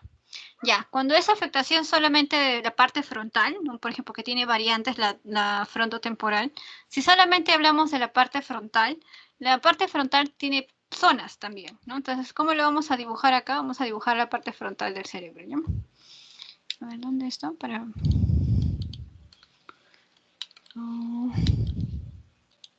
Aquí está. Ya, entonces yo voy a dibujar mi cerebrito así. Esta es la parte frontal.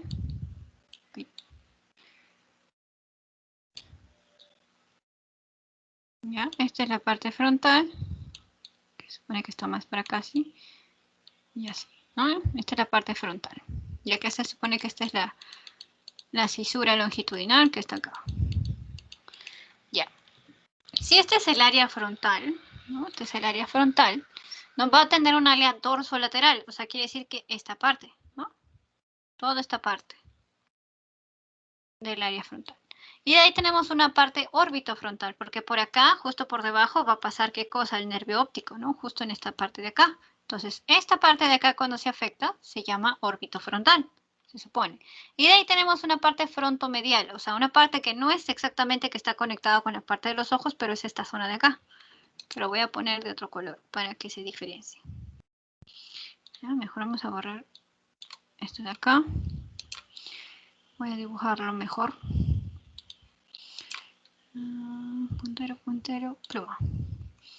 Ya, acá había dibujado mi cerebrito. Bien bonito. Ya, se supone que esta es la parte dorso-lateral, o sea, del dorso y de los costados. Ahora vamos a dibujar la parte orbitofrontal, que esta que está más cerca a los ojitos. Y vamos a ponerla de azul, ¿no? Esta es la parte orbitofrontal cuando se afecta esta zona. ¿Ya? Ya, esa es la parte orbitofrontal. Y la parte frontomedial, o sea, la parte medial del lóbulo frontal, vamos a dibujarla de otro color. verde. ¿Ya? Este va a ser la parte orbitofrontal. ¿Ya? Esta parte. ¿Ya? Acá lo vamos a subrayar para que se haga el diferencial. Orbitofrontal. Y este va a ser el fronto. Ah, no, al revés esto. Vamos a borrar.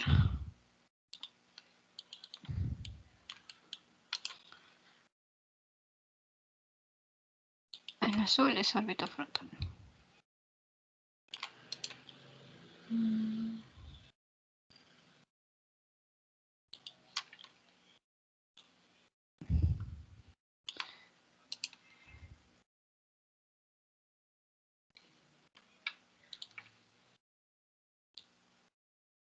Ya.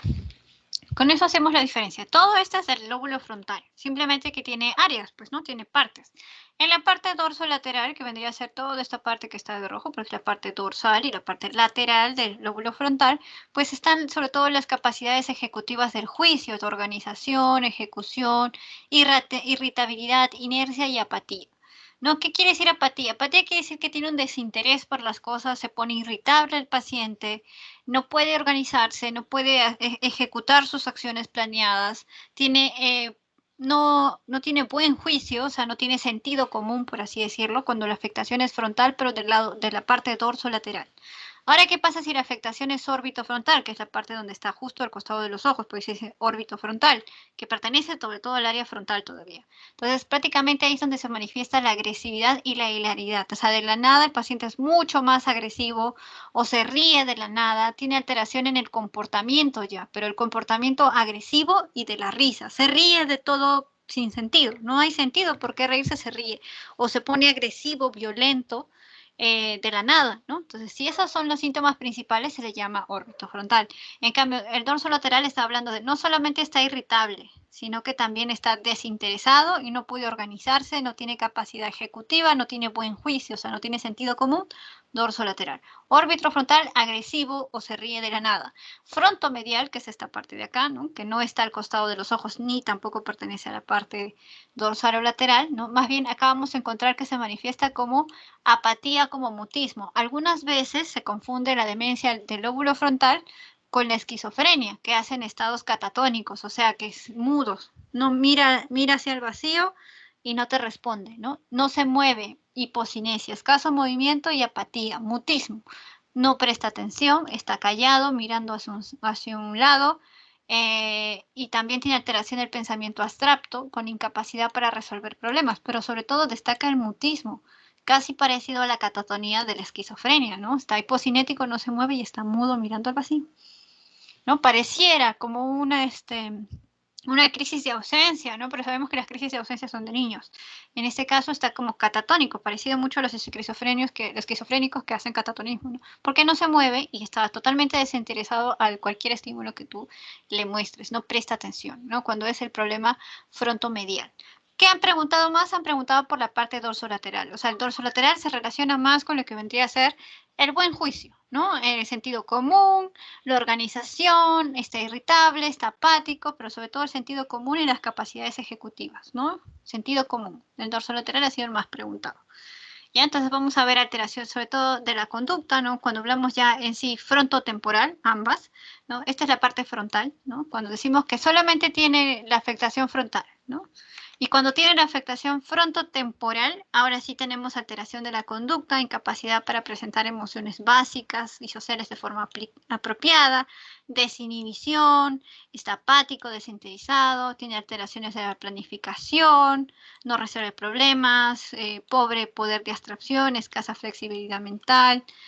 Además está rígido, movimientos musculares repetitivos, estereotipados, manerismos, a cada rato repite frases, reflejos primitivos conservados, como cuál, ¿se acuerdan de Babinski? Empieza a aparecer Babinski acá, porque no solamente tiene la alteración de la conducta, sino cognitiva y motora. Ya cuando es frontotemporal. Si fuese frontal, si le dicen demencia del lóbulo frontal a secas, se divide en estas tres, ya sea frontal dorsolateral, frontal orbitofrontal o frontomedial. Pero si tiene una demencia del lóbulo frontal frontotemporal, ahí sí tiene alteración de la conducta cognitiva y motora, como ven acá.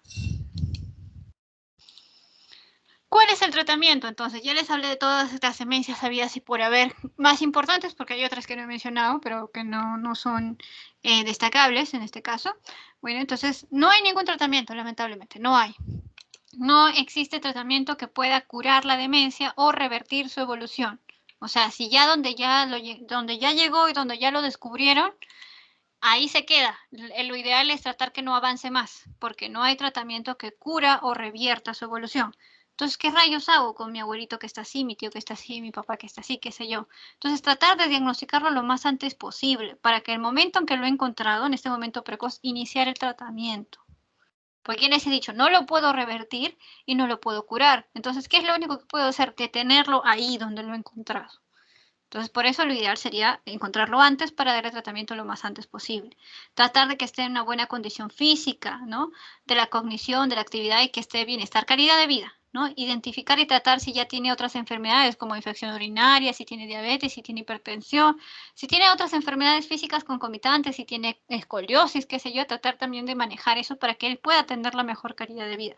Porque el dolor excesivo, por ejemplo, puede ser un gatillador para empeorar su cuadro de demencia.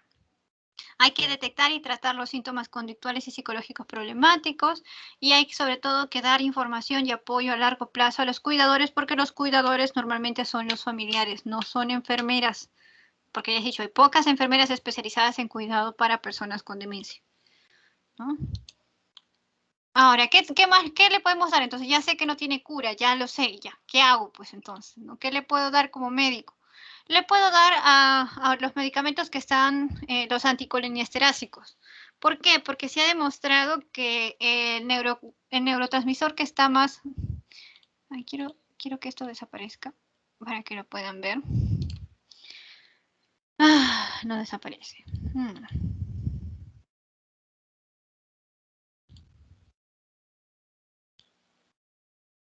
Ya se fue. Ya, entonces los inhibidores de la colinesterasa, ¿qué es la colinesterasa? La colinesterasa es la enzima que degradaba que degradaba a la acetilcolina, la colinesterasa. Entonces yo no quiero que degrade la acetilcolina porque se ha demostrado que las vías más afectadas durante la enfermedad de Alzheimer que hace que el paciente olvide es la acetilcolina, porque la acetilcolina es el neurotransmisor que está involucrado en lo que vendría a ser la memoria de corto plazo. Entonces, si no hay memoria de corto plazo, no hay memoria de largo plazo, ¿no? Esa es una secuencia. Entonces, como se sabe que la vía de la colinesterasa es la que está involucrada, yo quiero que haya la mayor cantidad de acetilcolina en el cerebro para que pueda funcionar. Entonces, ¿qué hago? Evito que la colinesterasa, esta enzima, funcione. ¿Con qué? Con inhibidores de la colinesterasa. ¿Como quiénes? Como el donepezilo, ¿no? La galantamina y la ribastigmina. ¿Cómo se utiliza el donepezilo? Pues el donepezilo lo puedo utilizar en tabletas, ya sea de 5, de 10 o 23 miligramos, ¿no? Entonces, usualmente voy aumentando la dosis, empiezo con 5, con 10 y termino pues con 23 miligramos de acuerdo a lo que necesite el paciente. Pues, ¿no? Empieza uno siempre con 10 y luego va aumentando poquito a poquito, una sola toma al día con el donepezilo, ¿no? Otro inhibidor de la colinesterasa que es la galantamina, ¿no? Y la galantamina también lo voy a utilizar en tabletas, se presenta en tabletas, ¿no? Y tiene varias dosis que vamos a ir aumentando poquito a poquito, ¿no? Ya, entonces, ¿cuál es el que ahorita se utiliza más, no? Pero no porque sea mejor en sí, sino que es mucho más fácil de usarlo. Es la ribastigmina. La ribastigmina tiene dos tipos de presentaciones, tipo cápsula y tipo parche, ¿no? La cápsula, usualmente cuando usamos la de tipo cápsula, de tipo pastilla, lo tenemos que utilizar 2 veces al día, ¿no? Ya sea la dosis que usemos de inicio, vamos empezando con 1.5 y luego vamos a ir aumentando de a poco, pero se toma 2 veces al día, por ahí se dice cada 12 horas, ¿no? 2 veces al día, ¿no? Pero ya cuando el paciente, si yo lo encuentro con Alzheimer avanzado, a veces los pacientes con Alzheimer es muy difícil darle la pastilla, no lo toman, ¿no? Te hacen creer que lo toman, pero lo esconden debajo de la lengua y luego lo escupen. Entonces se ha creado por eso el parche transdérmico. Y es por eso que se utiliza más la ribastigmina, debido a esta presentación de parche, porque no necesito forzarlo a que tome una pastilla al paciente, sino que ¡plá!, lo pegan en su espalda, ¿no? Y ya, con eso es suficiente hasta que se olvide el paciente que lo tiene pegado ahí. Y además, lo bueno de este parche es que lo puedo utilizar simplemente lo pego y luego lo quito, lo cambio cada 24 horas, o sea, es una vez al día le voy pegando, ¿no? Y digo, no es que sea mejor que la cápsula, sino que es su uso de que sea transdérmico el parche, que simplemente lo pego en la espalda y ya, y lo dejo así hasta el día siguiente, es mucho más fácil a que no tome la cápsula o ninguna de los otros medicamentos, ¿no? Es mucho más fácil porque a veces el paciente que tiene Alzheimer o cualquiera de las otras demencias, es difícil, no quiere tragar lo que le des, porque piensa que le estás dando veneno, por ejemplo, cuando tienen ese tipo de delirios de persecución, de que le estás haciendo daño, que le vas a hacer daño, no quieren tomárselo, porque piensa que le estás dando veneno. Entonces, le pegas el parche y ya está, ¿no? No es mejor que la cápsula, pero es más fácil su uso de esta forma, ¿no? Y más fácil que yo se lo ponga, ¿no? Se lo ponga al paciente, sobre todo cuando el estadio es moderado o ya es grave. Entonces, estábamos hablando de la ribastigmina, ¿no? Que es ahorita lo que más se usa, que se le conoce como inhibidor de la acetilbutrinilescorasa de tipo carbamato. ¿Cuál es su función? Pues, obviamente, si voy a evitar que se degrade la acetilcolina, pues voy a facilitar la neurotransmisión colinérgica, ¿no? Porque enlentece su degradación. Es beneficioso sobre el déficit cognitivo derivado del sistema colinérgico, que es el que está asociado con la demencia de tipo Alzheimer. Por eso se utiliza ribastigmina. Los parches transdérmicos son lentos, ¿no? Entonces, se van a ir de poco a poco alcanzando las concentraciones plasmáticas y más o menos la dosis ideal se alcanza entre 10 a 16 horas después de haberle pegado el parche en la espalda. Por lo tanto, me permite mantenerlo en el cuerpo del paciente durante 24 horas, porque su degradación es lenta, pues, ¿no? Entonces, por eso me es más fácil pegárselo en la espalda.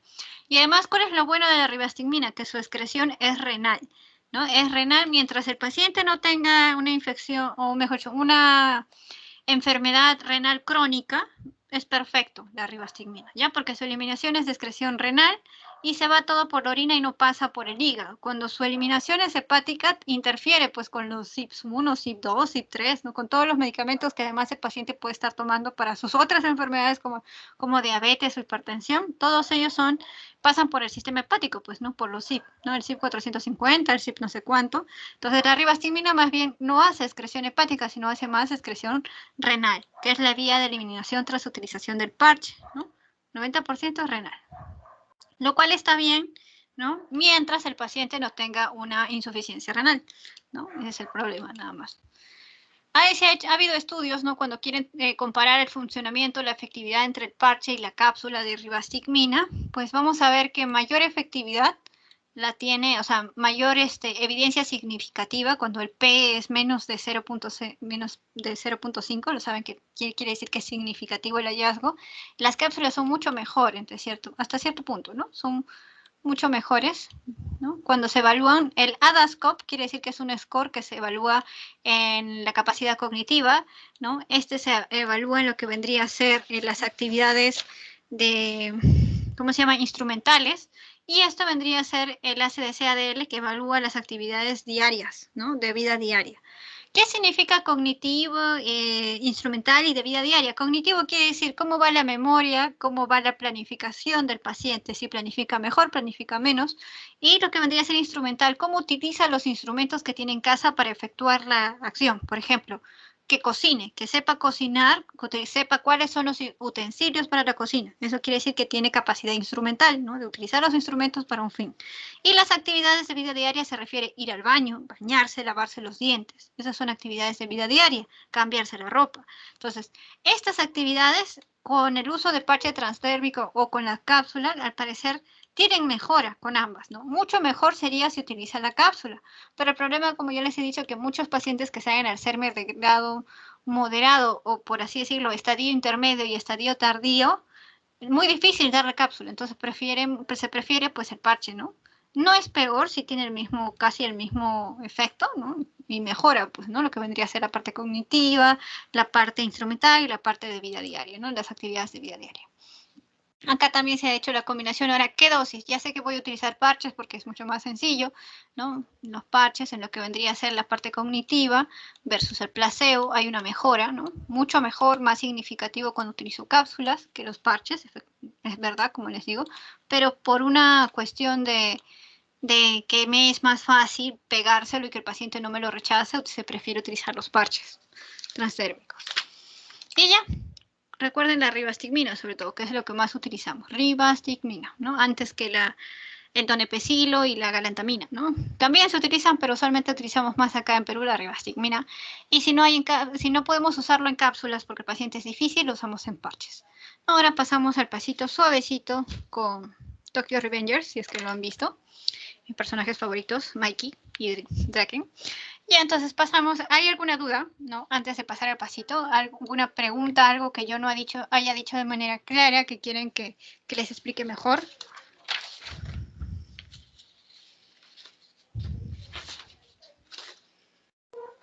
Todo claro. ¿Sí, chicos? ¿Todo claro? Ya. Perfecto. Entonces les dejo el pasito suavecito que está aquí. Están las preguntas, prácticamente les he soplado casi la clave en toda la exposición, si han prestado atención. Y eso sería todo, ¿no? Entonces ya los espero con sus claves, ya saben, si es posible, mándenmelos hoy día ustedes que sí están acá, han escuchado la clase, para que yo los pueda calificar, ¿no? Porque luego, si durante la semana estoy bien full y me olvido o me quedo dormida. Entonces, ya, me mandan sus claves en cuanto los resuelvan. Sé que son 5 o 6 por ahí que están conectados y eso sería todo, chicos. Un gustazo tenerlos cada domingo como siempre. Gracias. Gracias. Gracias, Katy. ¿Ya? Gracias.